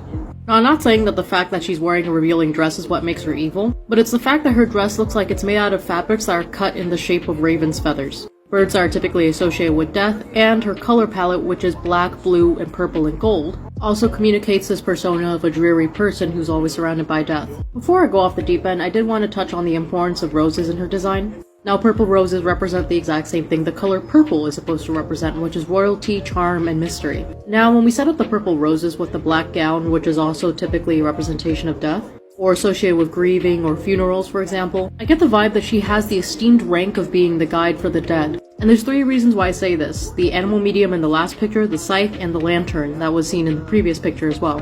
Now looking back at that image, I do get the vibe that she has a soft spot for animal spirits, and she probably recruits their help in order to carve out a path for the deceased. The lantern obviously being the thing that they need in order to navigate through the underworld or their version of the afterlife. Now I'm not going to go out here and say that the scythe is always going to be a representation of death or something associated with the Grim Reaper, seeing as how she's basically wearing a high fashion funeral gown, and the fact that she's covered in these black thorny roses. The association is too coincidental for me to deny it. I get the vibe that she used to be a princess before she fell under the sway of these corruptive roses. Maybe she had passed away and then she was resurrected with the magic of these roses? Or maybe it's like a Sleeping Beauty situation, except when she hits the rose thorn she becomes yassified? For whatever reason, these roses decided to literally dig their thorns into her and choose her as their guide. A little bit of a weird theory, but I feel that way because she does have a very ordinary appearance outside of her gown. Except for the red eyes, she basically looks like a Caucasian woman with chestnut brown hair. And although it's kept long and soft and it's not really styled in any intricate manner, her hair is even, which does show that there was some care put into it. And who knows, maybe her original eye color was also changed because of this corrupted influence. But that's it for today's character design analysis. Let me know how badly I fucked up in the comments. And I'll see you guys tomorrow for our next video. And I'll catch you guys tomorrow. Lo and behold, I can now speak without feeling any pain, so I'm back again with another blind character design analysis on the main cast of Honkai Impact, another property I know nothing about. So I can already tell this is Kiana, and this form is giving me Season 1 finale of Sailor Moon. You know that part when Sailor Moon summoned all of her energy as the Moon Princess Serenity and all of her friends teamed up in order to give her their powers even though they're dead? Like that sort of thing. This very much feels like a form that was prepared for the endgame in order to fight against the oncoming apocalypse. And since most of her color palette is intact and her eye color still remains unchanged and she still seems to have the same fiery personality, I think that this Herrscher form is the truest version of Kiana that we'll get when she's using these forms. The armor is obviously styled in order to kind of look like a Valkyrie from Norse mythology, but honestly with an anime mecha inspired coat of paint. Because like the other Herrschers, she's basically wearing an armored plated mini dress. She has a halter neckline with collars that resemble angel wings, and a bodice that is basically made out of selective cutouts in order to show off her figure, thus making it better to sell merchandise. But clearly the exposed skin also allows for her to be more aerodynamic since she does have like this whole wing motif going on, which means that she can probably fly through the air with flames. Which will also explain why she fights in a skirt. It allows for greater mobility, and it also just harkens back to the aesthetics of schoolgirl uniforms being mixed into magical girl uniforms. Modern effeminate clothing meets armor in order to create the ideal female warrior. And like I had mentioned earlier, this maintains all of Kiana's classic colors. She still has piercing blue eyes, which shows that her fighting spirit has never died, and neither has her belief in herself and her friends. And I say that because blue eyes are typically associated with youth and innocence. And that's just a demonstration of Kiana's inner strength if she's able of holding on to all of that despite all the turmoil she's been through. And coincidentally, the color of her abilities also match the rest of her color palette of orange, white, and black. Almost as if to say that this Herrscher form is Kiana idealized and the peak of Kiana's abilities. Because the shape language of her outfit doesn't really detract from what we've seen her in before. From her gauntlet down to her skirt, there are a lot of these sharp edges that I would associate with her plug suit from what I've originally seen her in. She's always been comprised of these sharp shapes like triangles that always look like as if they're ready to hurt. Almost as if to imply that Kiana is someone who's always ready to go on the offensive.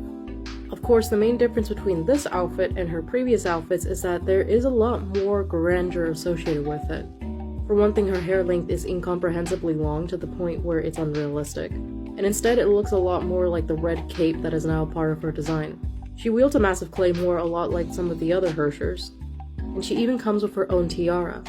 Clearly, like with a lot of the other Herrschers and what they did to their host, the Herrscher of Flamescion is supposed to be Kiana's potential fully realized. In a sense, it's like this design is trying to tell us that her character arc was supposed to be going from a simple tomboy to a fully realized woman. And since so much of herself is still intact in this design, I can't help but feel like as if she only reached this point with the help of her friends, or through the sheer love that she has for her friends. Because by making her positively associated with things such as angels or Valkyries, the Herrscher of Flamescion seems like a form that Kiana was able to enter on her own terms without sacrificing her personhood. And that's it for today's character design analysis. Let me know how badly I fucked up in the comments. And I'm about 80% recovered, so that means I'll be able to stream on YouTube again, so I'm looking forward to that, guys. And yeah, I'll just keep plugging away on these requests, so I'll see you guys around. I have been struck with an insatiable desire for fried chicken that I will not be able to quench, but I'm back again with another blind character design analysis on the main cast of Honkai Impact, another property I know nothing about. Now it appears that this form that we are looking at is an alternative form to a character by the name of Sirin. Just for the sake of some context, when I look at Sirin's original design, it looks like she is the spunky antagonist of the Maho Shoujo or magical girl version of Honkai Impact.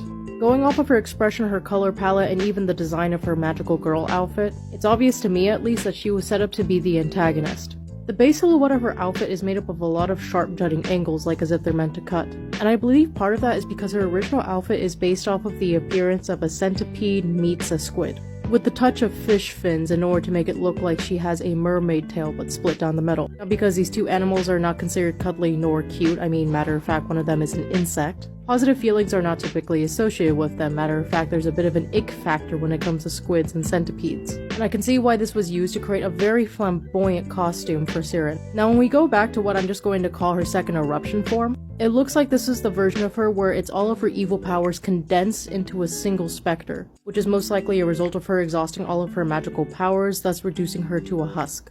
This husk appears to be Sirin in a ghostly white form with black hollowed out eyes and a creepy black smile. Any semblance of her outspoken personality is gone. Whereas she was confidently posed with her hips at an angle and her shoulders popping out, and a fat cocky smile on her face, this version of Sirin looks like it's just fixed on one single emotion, that being joy at the sight of destruction.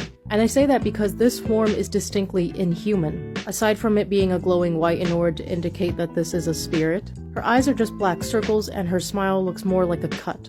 If anything, she more so resembles a jack-o'-lantern than an actual person. She is so far removed from her original form that the only main indicator that she is still Sirin is her hairstyle. Her complicated outfit has now been reduced to what seems to be a hospital gown, possibly to represent that she's close to death's door or is just the embodiment of death now. And I get the vibe that this was a form that was being bound inside of her and kept hidden for so long because of the bandages on her arms.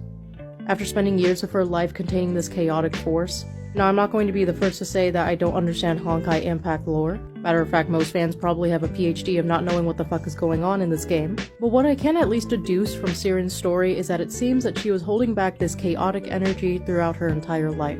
And it looks like when this power became too much for her, it robbed her of her body and her personality, reducing her to this emotionless, malignant creature, whose sole purpose is probably just to create as much havoc as possible. And the reason why I insist on a corruption arc is because of how much Sirin's second eruption form differs from her original.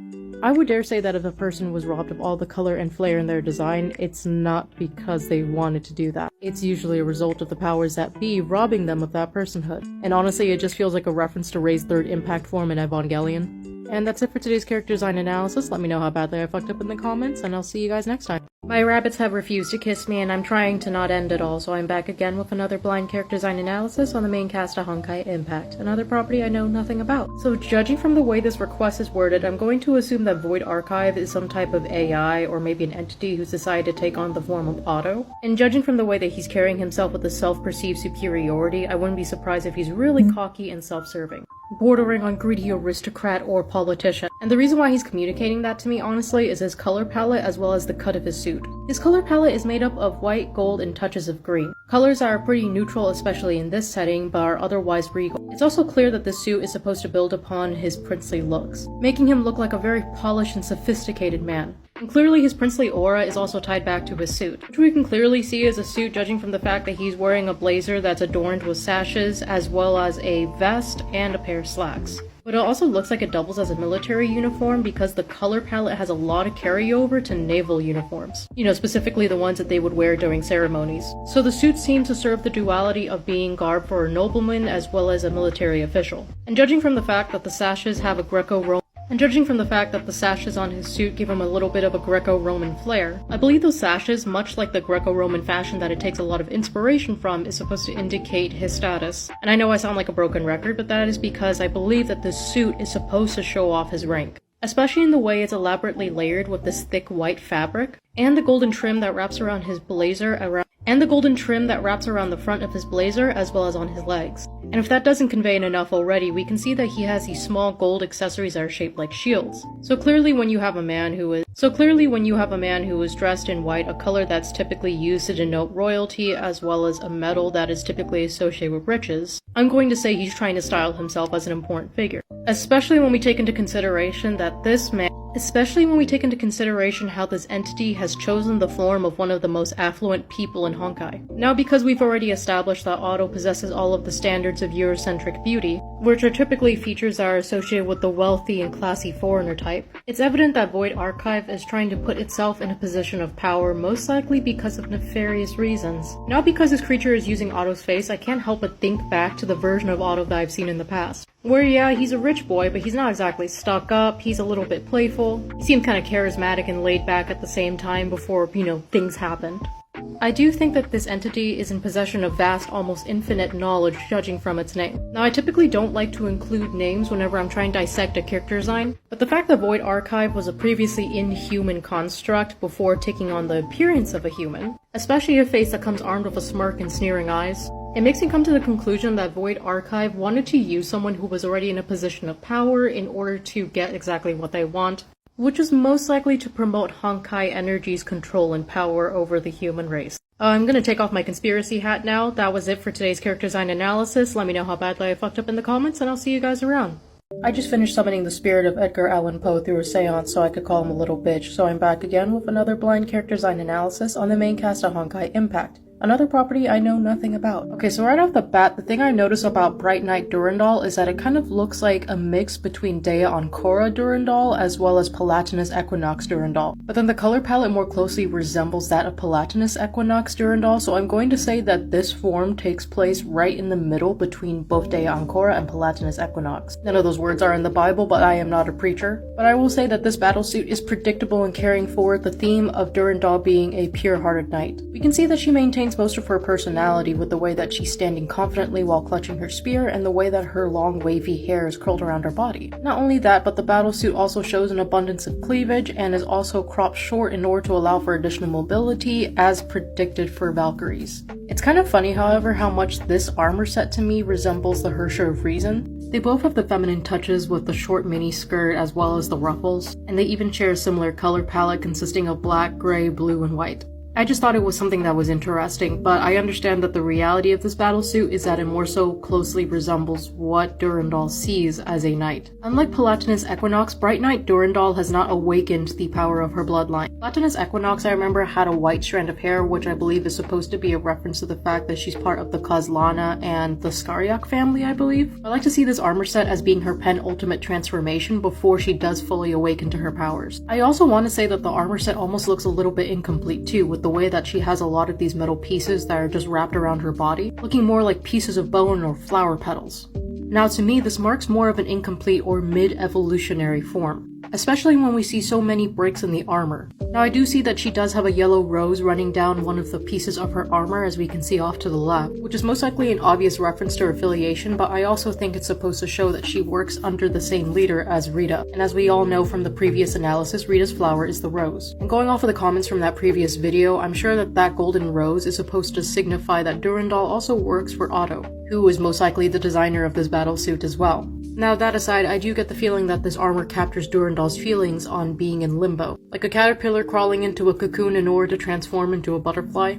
This incomplete armor of Durandal's makes her look like she is in the middle of metamorphosis. But that doesn't mean that she's abandoned all of her key traits, which is the reason why we still see this heavy through line with the blue and white color palette being carried through this late in the stage. She still has the same hopeful blue eyes as well as the messy bangs. And there is this earnest quality to her where she wants to fight for her people, willing to even lay down her life. In a way, I get the feeling that this armor is supposed to be our last sighting of old Durandal before she finally transforms into new Durandal. Kind of like a send-off in a sense. And that's it for today's character design analysis, guys. Let me know how badly I fucked up in the comments. I'll be down in San Diego for the next 2 days, so I'm going to try my best to post some more character design analysis. Thank you again for your support, and I'll see you around. Fuck you, I know I look miserable right now, but I'm back again with another blind character design analysis on the main cast of Honkai Impact, another property I know nothing about. So the Herrscher of the Void basically looks like another step forward from the Herrscher of the End, although with a more misanthropic, maybe nihilistic and chaotic twist with a hint of crazy. And to be quite honest with you, the bulk of that is communicated through her facial expressions. Because with the way that Kiana carries herself in this form, it looks like as if she is someone who basically has nothing holding her back.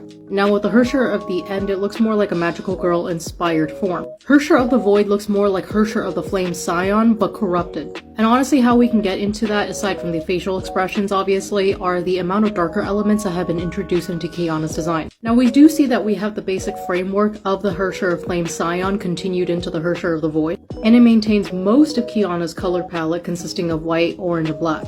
However, it does now look like the purple has replaced the blue. And even though her mini dress still looks like panels of metal and fabric woven together to resemble angel wings, a black fur collar has been added to her design in order to give her a bit of pompous flair. I also think this was an attempt on the designer's part in order to incorporate more dark features to her design, because even her tights have been replaced from white to black. And even the style of the tights have been changed in order to imply her change in nature. Instead of being a simple triangular shaped trim, now the tights look more like black ink that are crawling up her thighs, probably to indicate her new shifted nature. What I do find interesting are the shape of her wings, because they're no longer just strictly the weird metallic angel wings, now they look more like staffs with crystals. And the design is split squarely in half, so it leads me to assume that the angel wings that look like staffs are probably her new weapons, probably to really push the aesthetic of her being an archangel raining hell down on Earth. So instead of looking like metal frames with laser projected wings, they more so resemble pole arms or just full-on spears. Personally, I like to speculate that they're concentrated chunks of Honkai energy, and the color of those gems just so happen to match Kiana's new eye color, which I think is a big indicator that she's just thoroughly corrupted by Honkai energy. Because instead of carrying herself like a sprightly fighter, she carries herself more as a hardened warrior now. Her dress flares out in angles that resemble a sharpened knife. And her hair, which would normally be done up in some type of athletic style like her twin braids or her ponytails, are now just left trailing down, split in the middle, which was probably a design choice in order to make it look more like she's in motion whenever she's flying around, but I also just think it's a sign that she simply does not care anymore. And this theme of triangular shape language is carried on to Kiana's accessories as well. Like the 4-point star hair accessory that she's wearing looks more like melted pieces of shrapnel. And because it's colored in silver, black, and purple, it makes it look even more ominous. Black and purple being colors that can represent mystery, wealth, and evil. And the silver, when used in this context, adds a touch of inhuman apathy. Because even though there are traces of Kiana that can be found throughout this form, like the white, orange, as well as the ahoge that's still left into her hair, it's a version of her that was probably taken advantage by Honkai energy in a moment of grief and weakness. Because she felt like she was too weak in the past to protect her friend, she gave herself entirely to this new Honkai energy to be crafted into the perfect weapon. But because this very much looks like a form that is supposed to be towards the end of her arc, I can't help but think that the lesson was that her power was, well, her unbeatable attitude.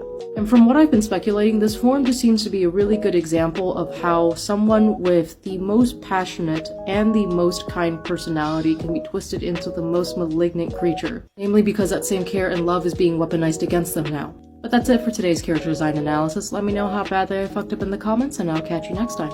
I was shut down by researchers at Oxford after releasing a paper on how twinks have hollow bones like birds, but I'm back again with another blind character design analysis on the main cast of Honkai Impact, another property I know nothing about.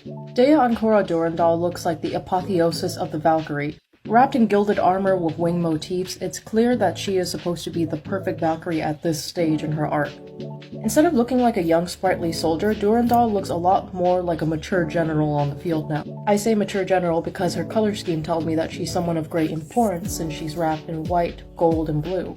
And of course the accents of black are the highlight color in order to help break up the transition between gold and white. And almost like as if she is being coronated as the Princess of Valkyries, she even has a diadem that is made out of thorns, a gem, and wings. And it's also clear that she is at the point in her arc where she is taking this battle very seriously, given how she keeps her hair in a ponytail. And it's no longer as soft and wavy as her previous iterations. The construction of the armor itself almost looks ceremonial, because not only does it have traces of exposed skin, like for example around her her cleavage and her inner thigh. It has complicated etchings on the metalwork, as we can see, from the pauldrons to the gauntlets to the greaves. And I do think that's a recurring theme in order to connect her aesthetic back to Norse aesthetics, so that's probably the intention of those etchings. Especially since it retains the hallmark of Norse designs, where it's a marriage between strong geometric line work and smoother, softer lines. So with that in mind, it's obvious that this armor is supposed to be like a celebration of Durandal's successes in becoming the perfect Valkyrie.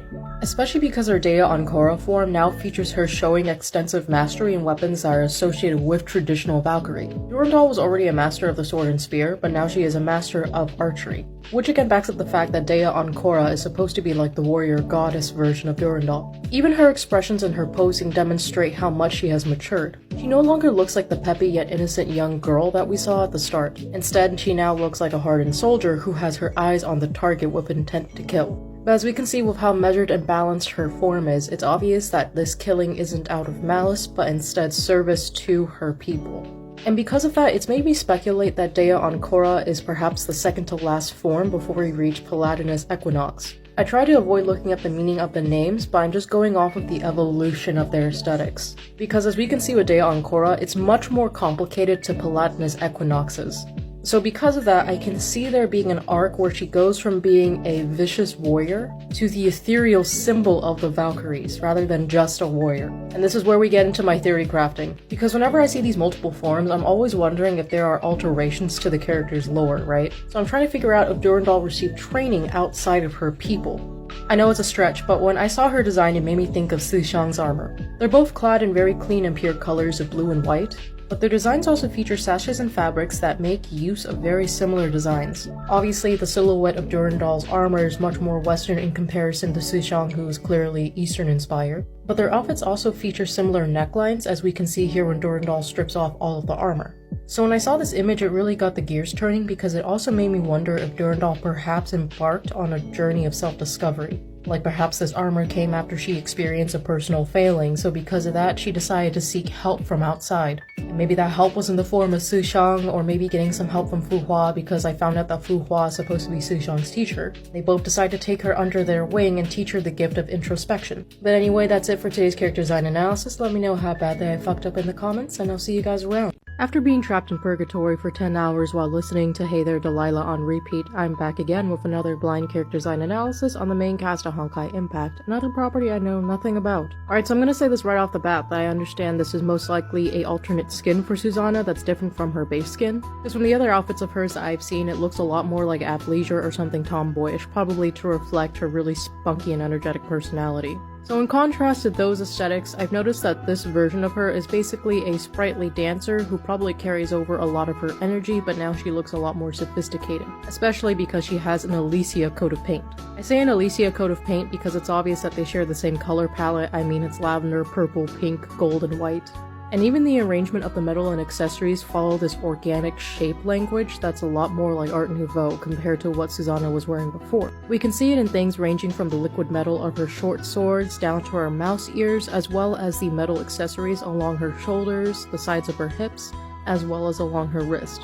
Now, because the outfit is clearly made up of these luxurious fabrics that kind of look like silk, and that they're layered on top of each other in a way to convey a sense of movement since they are able of moving separately from one another no matter what the motion is, I do think that this version of Susanna is supposed to be a dancer. But it's not just the arrangement of the fabric where you can see that, it's also things such as her sleeves as well as the cutouts of skin. It's obvious that this outfit has the same goal as every good dress: slutty, yet fancy. So when we look at the neckline and the sleeves of Susanna's outfit, we can see that it's embedded with purple jewels, gold flourishes, as well as these soft flowing sleeves that show off some skin. It's obvious that the aesthetic takes a lot of inspiration from Middle Eastern dancers, which also happens to fall in line with themes of Elysia's aesthetics, which is that of flower motifs. If we look at specific parts of her design, ranging from her shoes to the belt, we can see that there was a lot of intent in order to layer softer shapes on top of each other, kind of to make her look like a blooming flower, so to speak.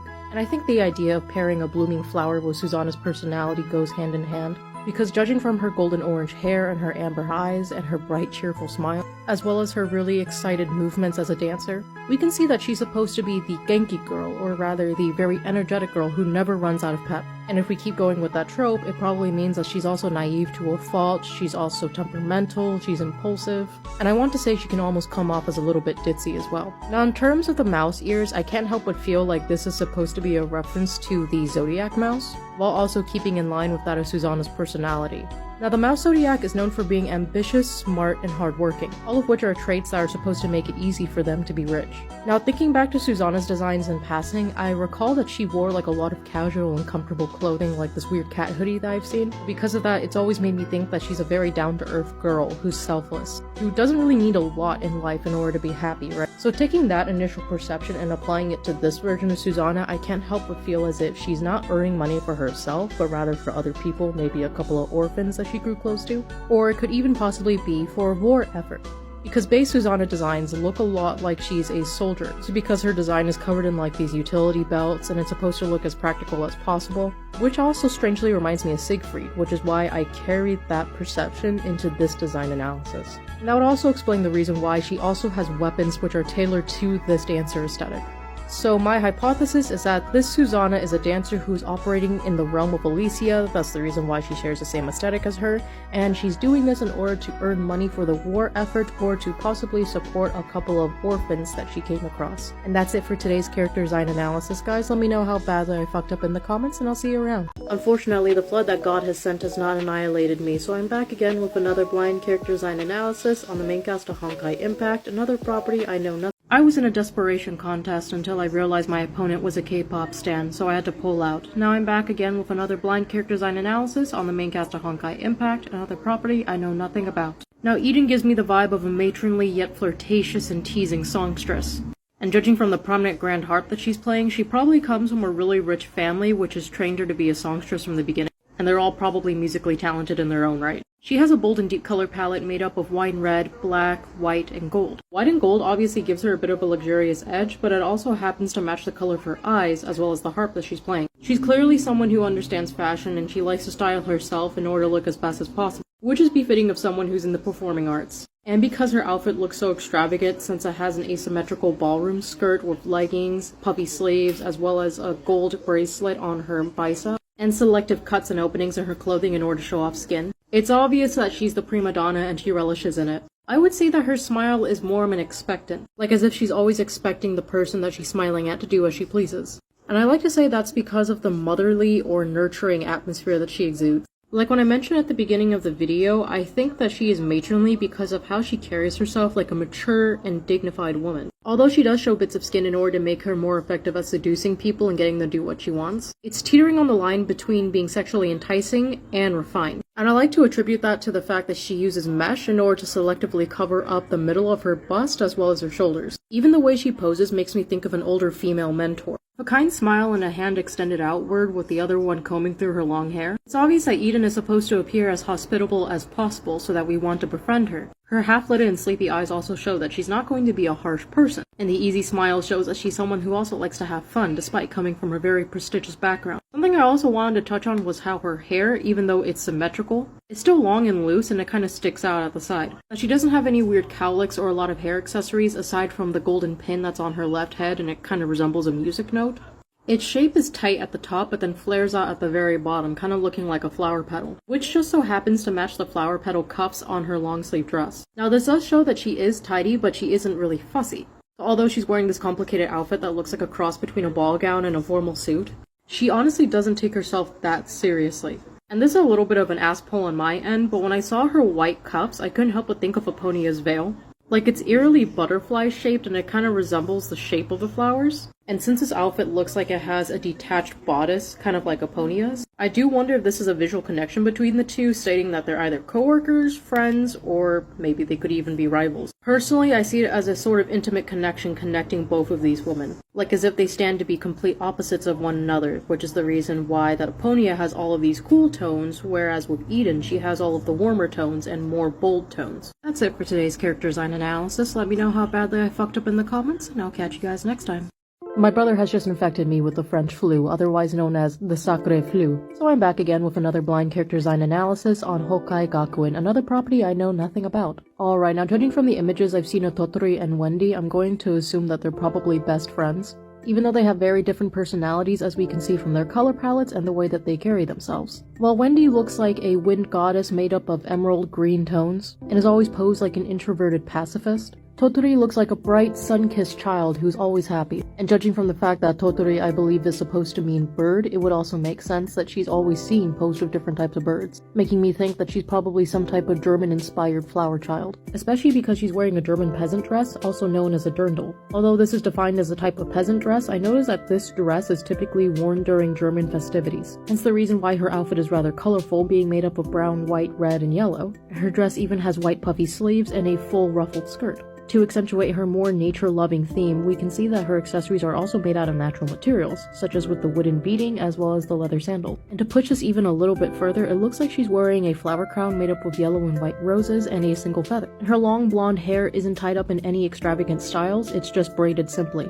Now, just to get back to how I think that she's a very happy-go-lucky character, when I look at the way she's posed as well as with her expressions, especially with how she has these large amber brown eyes as well as a big fat smile, and she's riding her cute ostrich friend side saddle with one hand on her chest, they're all hallmarks of a character design with the intent of making someone look as precious and happy as possible, most likely because we're supposed to see Toturi as Wendy's little sister. Now, I understand that this is a different outfit, but I wanted to dig into Toturi's base elements. It seems that no matter the version or context of her, she's always designed to look like a blooming daffodil, or you know, a buttercup, which are two yellow flowers that are typically associated with joy. But looking at her facial charts, it does seem that she has a little bit of a immature and naive streak. Although she can look very happy and energized in one frame, all of a sudden she can be extremely angry and then sorrowful, which is most likely another way to distinguish her from Wendy.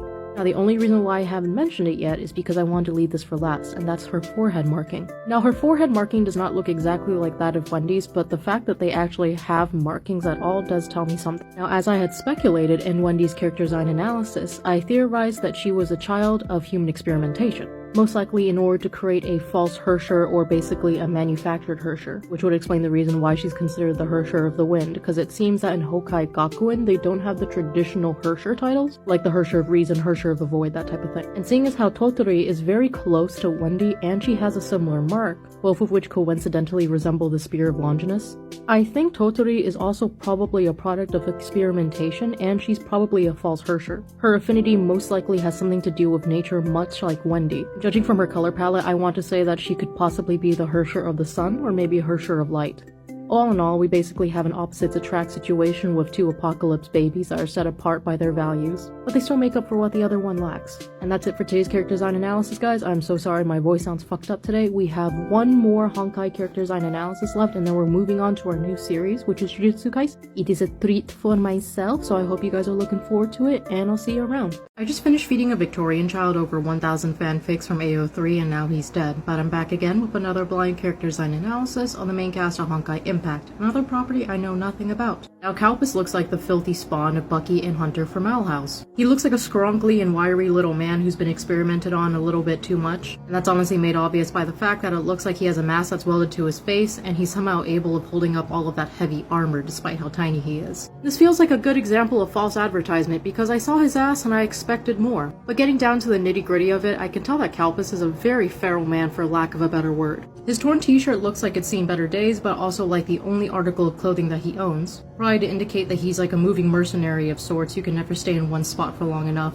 Thus, he grows attached to certain articles of clothing that aid him in his job. And honestly, because he's wearing giant armor with a bunch of giant spikes and it doesn't seem to be keeping together, given the way that it's peeling off like an orange rind to the left, it makes sense why he would wear dark and tight-fitted clothing. Outside of his t-shirt, his outfit is still pretty simple, consisting of a jacket rolled up to his elbows as well as tight pants. And that's most likely because he's a very fast and aerodynamic fighter, judging from the fact that he looks like he's using a harness, like the ones that you would see pilots wear on top of their flight suits.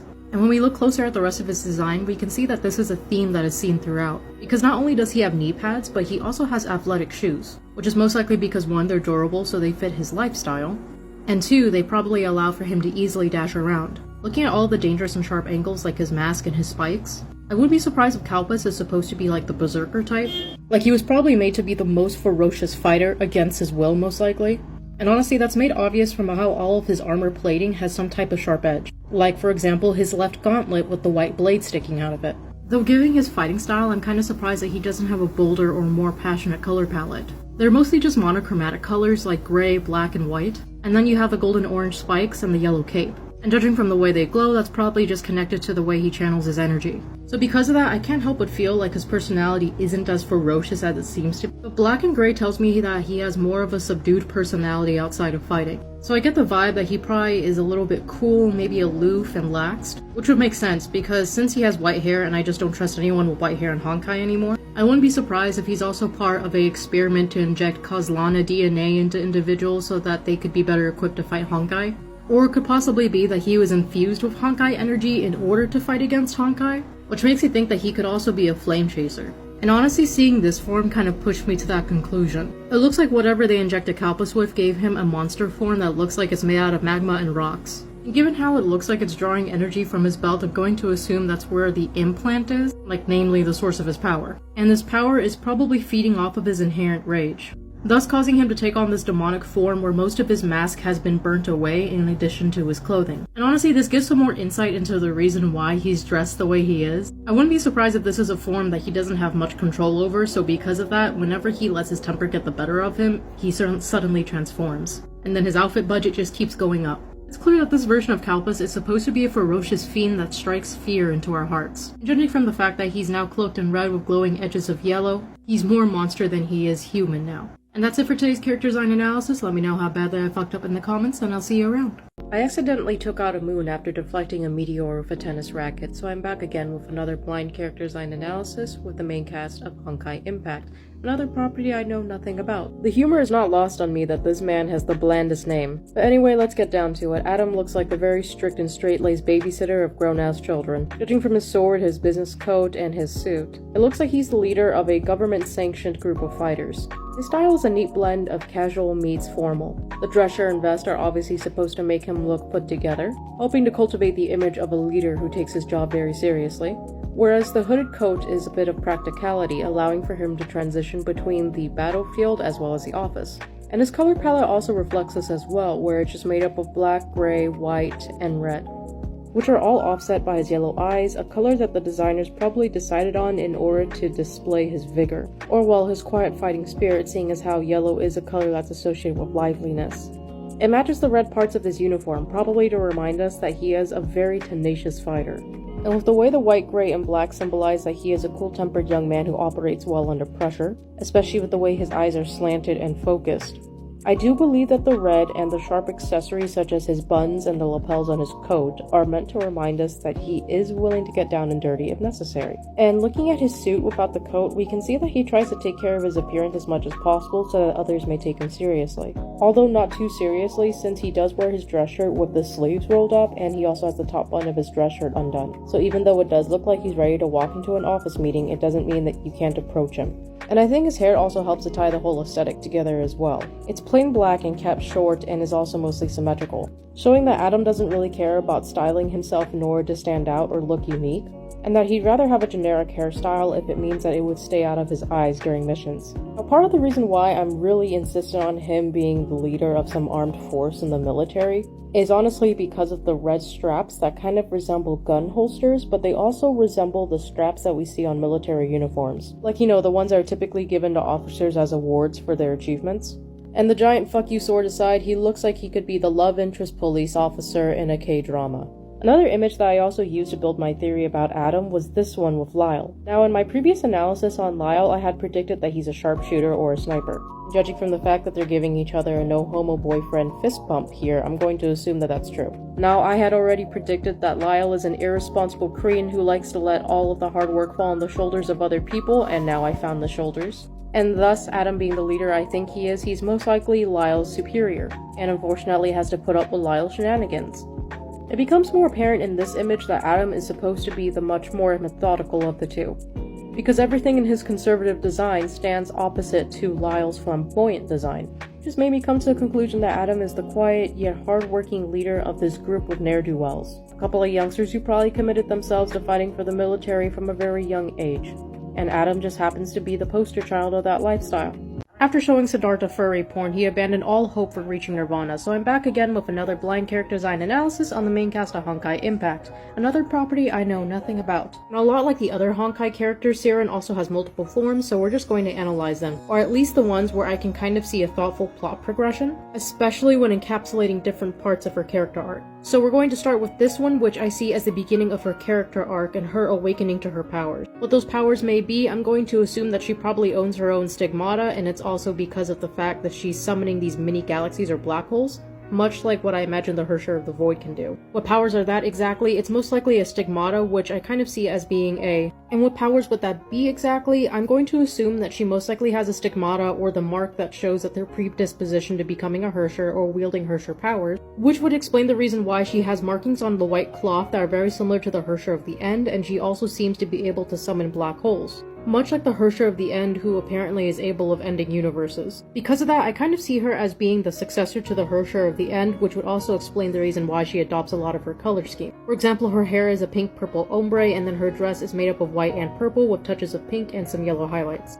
Pink being a very feminine color, whereas purple is supposed to be a color that represents royalty, wisdom, and mystery. And given the fact that she's posed elegantly here, much like a ballerina, I'm going to assume that she probably comes off as very pompous, especially with the way that she smiles at herself here. The lack of footwear and bangle helping to add to that veneer. However, her main outfit is interesting because it just looks like a ball gown that's suddenly transitioned to a mini dress at the bottom. The purple part of the dress almost looks like it could be Victorian but with a modern twist, obviously because of the open neckline as well as the short skirt in order to show off her legs. In all honesty, the reason why this comes off as an outfit that she wore at the beginning of her character arc is the fact that it kind of looks like a homecoming dress almost. It's not overly complicated, but it looks like it's barely scratching the surface of how Sirin sees herself, while also barely representing her Herrscher relations. Now when we get to this form, it does feel like it's her Herrscher abilities fully realized. Not only does she have the distinctive yellow eyes that I typically see associated with the Herrscher of the Void and Herrscher of the End, her entire outfit now looks like a weird cross between a bird, fish, and a scorpion. Scorpion mostly because of the ends of her tails looking like stingers, and the overlapping fabrics along the skirt of her dress look like a mix of wings and fish tails, specifically sparrow wings with angelfish tails, which will also explain the reason why there are these glyph-like patterns or these lines that run down them. You can also see that there are some newer patterns that are incorporated into this design, such as the eyes and the dot. Meanwhile, the stigmata is much more apparent, and the flower on her waist looks like it's fully bloomed now. When we pair the bloomed flower with the fact that she's wearing a new crown, and how she's posed with her arms spread out as if she is cradling the entire world or claiming herself as the new leader with this cocky and manic smile. This is Sirin after she has ascended to her final form or to fully realizing all of her Herrscher potential.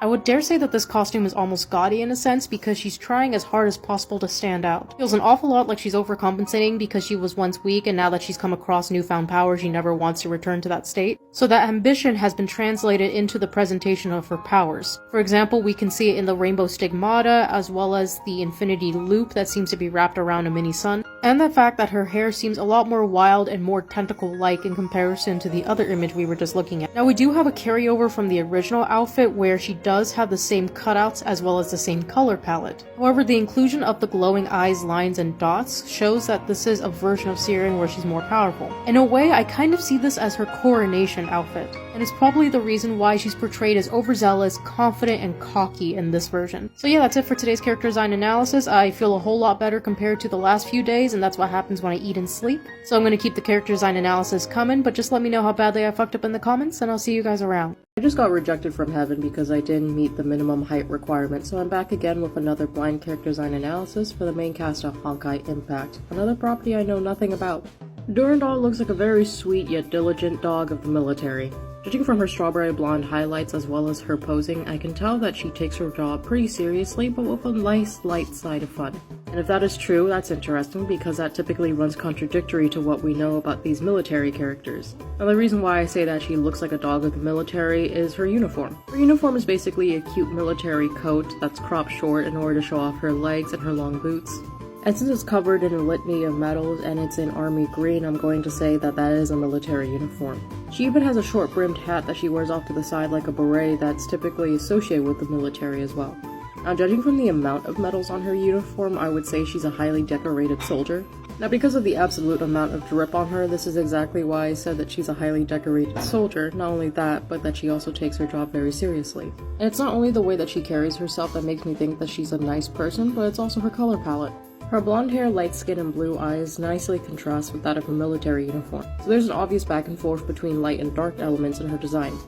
And when we take into account how her hair is just a loose bundle of blonde locks, this is an obvious indication that even though she is a military official, Durandal herself, outside of work, is not a very straight-laced person, thus opting to keep her hair relaxed rather than putting it up in a bun that we would see with a lot of female military officials, or honestly any remotely restrictive hairstyle. And when I saw her other poses, I got a really good idea for what her personality dynamic is like. It's clear the designers wanted to remind us that she's a teenage girl with a lot of responsibility, but she never forgot to have fun. And that is despite the fact that she's clearly a hard worker. But it does make me wonder where this personality dynamic came from, and I can't help but think that she comes from a pretty well-off family, which has put her in a privileged enough position where she doesn't have to take everything too seriously. There's just something about her uniform where it has this very customized quality to it, the mini skirt, the thigh-high boots, and the little capelet coming out from her back. This comes off as a young girl whose family has too much pull, therefore she gets to pick out the cutest uniform possible. And with the easy way that she's pointing up at the sky with her finger out, I think it's even more evident where her personality comes from. But no, that isn't to say that she's ungrateful. And taking all of this into account, I do want to talk about how her title is Valkyrie, and it does make me think back to Kiana, who is a human experiment. Now, taking into account the sparse things I do know about Honkai Impact's lore, it does make me wonder if Durandal was also a product of human experimentation. And because of that, she's able to wielding these massive weapons I've seen in some of her promo art. If that's the case, it kind of backs up my theory about her coming from a pretty rich family and living a pretty privileged life because of it that is translated into her military uniform and how she styles herself.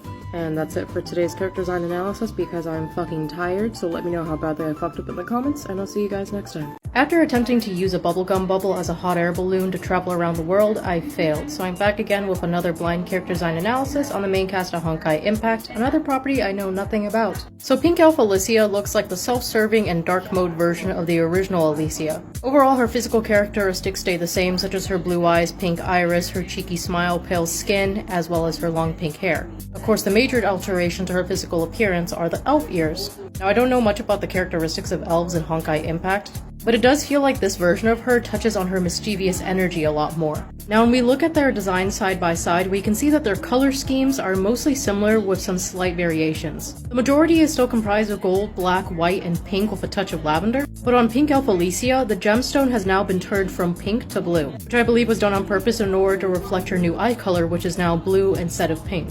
I just wanted to take that as a moment to clarify that I misspoke earlier. Pink Elf Elysia looks more like as if she's wearing a tuxedo bodysuit in comparison to Elysia, human of Herrscher Ego. For example, black and white makes up most of her bodysuit, but there are tails that are leading down from the back of her bodysuit that kind of resembles a coat as well as a tuxedo coat. And she even has the black bolero jacket with the purple ruffled sleeves too. Whereas the Herrscher version of Elysia looks much more pure and like a virgin bride. You can see from the fact that she's wearing white gloves and she also has a white veil coming out of her hairpiece. Pink Elf Elysia feels much more like a human to me. So because of that, I can't help but think that the Pink Elf Elysia version actually came before the Herrscher version of Elysia, which would explain the change in atmosphere mostly because Pink Elf Elysia feels like she ascended in order to become the Herrscher of human ego. Overall, when I look at Pink Elf Elysia, I get the feeling that her outfit is a little bit more grounded, which leads me to believe that this is the version where she was a human first. Of course, it still has a Honkai coat of paint where it's basically an asymmetrical silhouette, but given the fact that she actually has a weapon in addition to armored plates in order to show that she is a fighter, and the fact that her outfit exposes less skin in comparison to her Herrscher version, it helps to back up the idea that she is a fighter of less supernatural means compared to that of a Herrscher. There's also clearly a more twisted feminine take on this design in comparison to her Herrscher version. Since the ratio of her color palette is consisting of more black and purple in comparison to white and pink, it doesn't necessarily tell me that she is someone evil, or rather that this is a version of her where she's more self-serving and less selfless. And I would say a lot of that feeling that I'm getting has to do with the fact that she comes off as a mercenary to me, or a soldier who's trying to serve her own interests over that of society as a whole. The fact that they're going with the formulaic portrayal of an elf as an archer gives me ranger vibes as well. But when you take into account the fact that purple is supposed to be a color that also represents mystery, I think that helps add to Pink Elf Elysia's ambiguous morality. Especially because I found this image where she seems to be holding a shattered version of the same flower gem that Herrscher Elysia was using. The fact that we're getting some suspicious lighting on Miss Pink Elf Elysia says a lot, because it shows a more conspiratorial side to her. One who is most likely plotting and trying to figure out a way in order to harness the raw energy of the crystal in her hands. And I cannot describe the way that she looks at the crystal as anything other than hunger or greed, because a smile does not come off as easy and nurturing as her Herrscher version, rather that she's the lioness who's ready to go in for the kill. So because of that, Pink Elf Elysia comes off as a human version of Elysia before she became a Herrscher. Most likely she transformed when she was able to restore this crystal to its former glory or whatever, which most likely used its powers to purify her and then turn her into the ideal version of herself. That's it for today's character design analysis. Let me know how badly I fucked up in the comments, and I'll see you guys next time. I just finished giving the Sandman a nightmare of french fries covered in nothing but ketchup, so I'm back again with another blind character design analysis on the main cast of Honkai Impact, another property I know nothing about. And to nobody's surprise, Honkai Impact also has their own dragon-turned lolly, or scantily clad teenage girl who's actually a couple of thousand years old, a la Fire Emblem Awakening. Now Benares is over here looking like an aloof and nonchalant Dialga Gajinka. If I just said words to you that sound like they never belonged in the Bible, you are not wrong. But looking at Benares' human form versus her dragon form, it's obvious that she was supposed to retain the animalistic instincts of her dragon form, but in the form of an outfit that not only allows for her to move around easily, but also shows that she has no attachment to human conventions. For example, her outfit doesn't really make sense. It's basically a crop top with a crest that looks a lot like the armored breastplate of the dragon form, with a bare midriff exposed and a pair of booty shorts as well as tights that kind of resemble the armored plating around the legs of her dragon form. The parts that resemble the dragon form the most is obviously the color palette as well as the armored plating around her arms. Now in terms of her cloak that more so resembles the back part of a ball gown, it does kind of resemble the shape of Sirin when I looked at pictures of her as well. Now I don't know much about Sirin, but I do know that she is related to some type of forest called a stigmata. I'm not even going to pretend what a stigmata is, but I'm going to assume that Benares also has a connection to that. Mostly because she has a crystal on her chest that resembles the shape of a stigmata, which is supposed to be like a cross.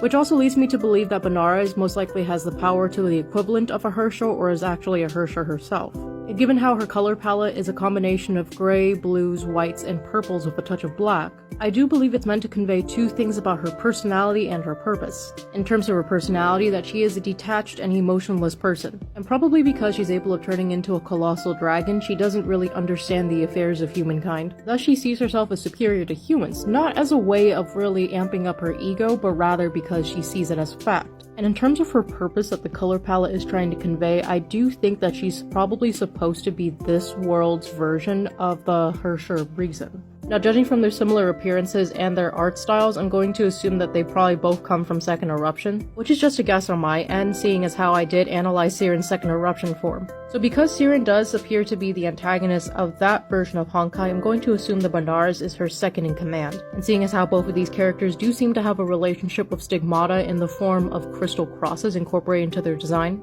and the fact that Benares has a personality that's very similar to Bronya's, I'm just gonna go ahead and assume that Benares is the Herrscher of Reason of this world. And another theory of mine that I also want to throw out there too, which is just kind of an ass pull, is how Benares' human form is probably based off of Sirin's, because I want to say that Benares was a dragon first who decided to adopt a human form in order to serve Sirin personally. Obviously because you can't have a dragon just stomping around inside of a city. Benares decided to adopt the likeness of the human closest to it. I guess kind of like a Void Archive situation as far as I know. And that's it for today's character design analysis, guys. Let me know how badly I fucked up in the comments and I'll see you around. I just finished attempting to sacrifice an entire orphanage in exchange for Gojo Satoru, but I'm back again with another blind character design analysis on the main cast of Honkai Impact, another property I know nothing about. Alright, so I do know one thing about Silverwing Bronya, and it's that she is in the same orphan defense group as Adam and Lyle, which of course makes her a fellow child soldier because this economy is rough. And it seems that she has a distinct aesthetic from Adam and Lyle, almost placing her within a different rank in comparison to those two. Not only is it in her title, but I also noticed that she seems to have an off-the-shoulder cape in the shape of angel wings. Now of course the wings match the rest of her aesthetic, seeing as how she has white tights and a white dress.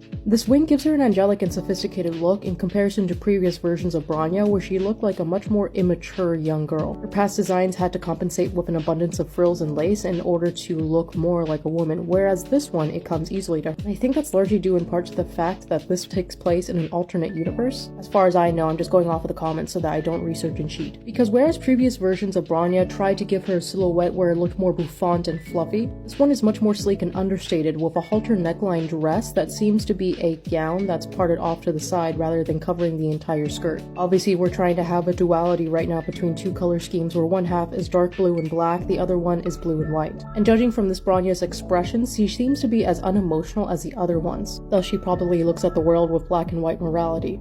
And because they are cosmic lesbians who are fated soulmates, I do see elements of Seele's designs in Bronya's design as well. Namely the flowers, because they really resemble the ones on Seele's Herrscher of Rebirth design. And we can see more traces of her lover in the trim of her tights. As we can see on her left leg, the trim coils around her thigh like a flower, which also just so happens to match the garter on her right leg. This design goes above and beyond in order to paint Bronya as a utilitarian princess, evident in the way that she has a springy coiled hairstyle mixed with a bow and a tiara, and with the way that the dress hugs her figure in order to accentuate her beauty. I know I was saying that this is a more grown and mature Bronya in terms of appearance, but I do see that there are still a lot of traces of her, namely in the color palette consisting of blue, black, white, and gray. It is to remind us that Bronya is a cool-tempered, aloof, and rather passive individual, which honestly probably makes her really good at her job, seeing as how she's a sharpshooter from the way she's holding that gun. It also has some of its own conflicting design sensibilities, as we can see from the fact it's a Mass Effect gun with a Cardcaptor Sakura-esque wing. But to be honest with you guys, looking at this design, I can't help but feel like it's a fully realized young adult Bronya. Now, judging from the other versions I've seen of her where she looked like a prebescent girl or a literal child, it always felt like she was trying to play make-believe princess/idol, which is probably due to the fact that she had a really hard upbringing as an orphan. So then she would find comfort in these different fantasies by manifesting them in her Herrscher form. So because of that, this version of Bronya is considerably sleeker. Like, yes, she still has the same cold 1,000-yard stare, the same color palette, and she still carries herself with the same general disinterest in the world. But I do believe that this version of Bronya is one where she has fully matured and has come to terms with who she is. And that's it for today's character design analysis. Let me know how badly I fucked up in the comments, and I'll see you guys around.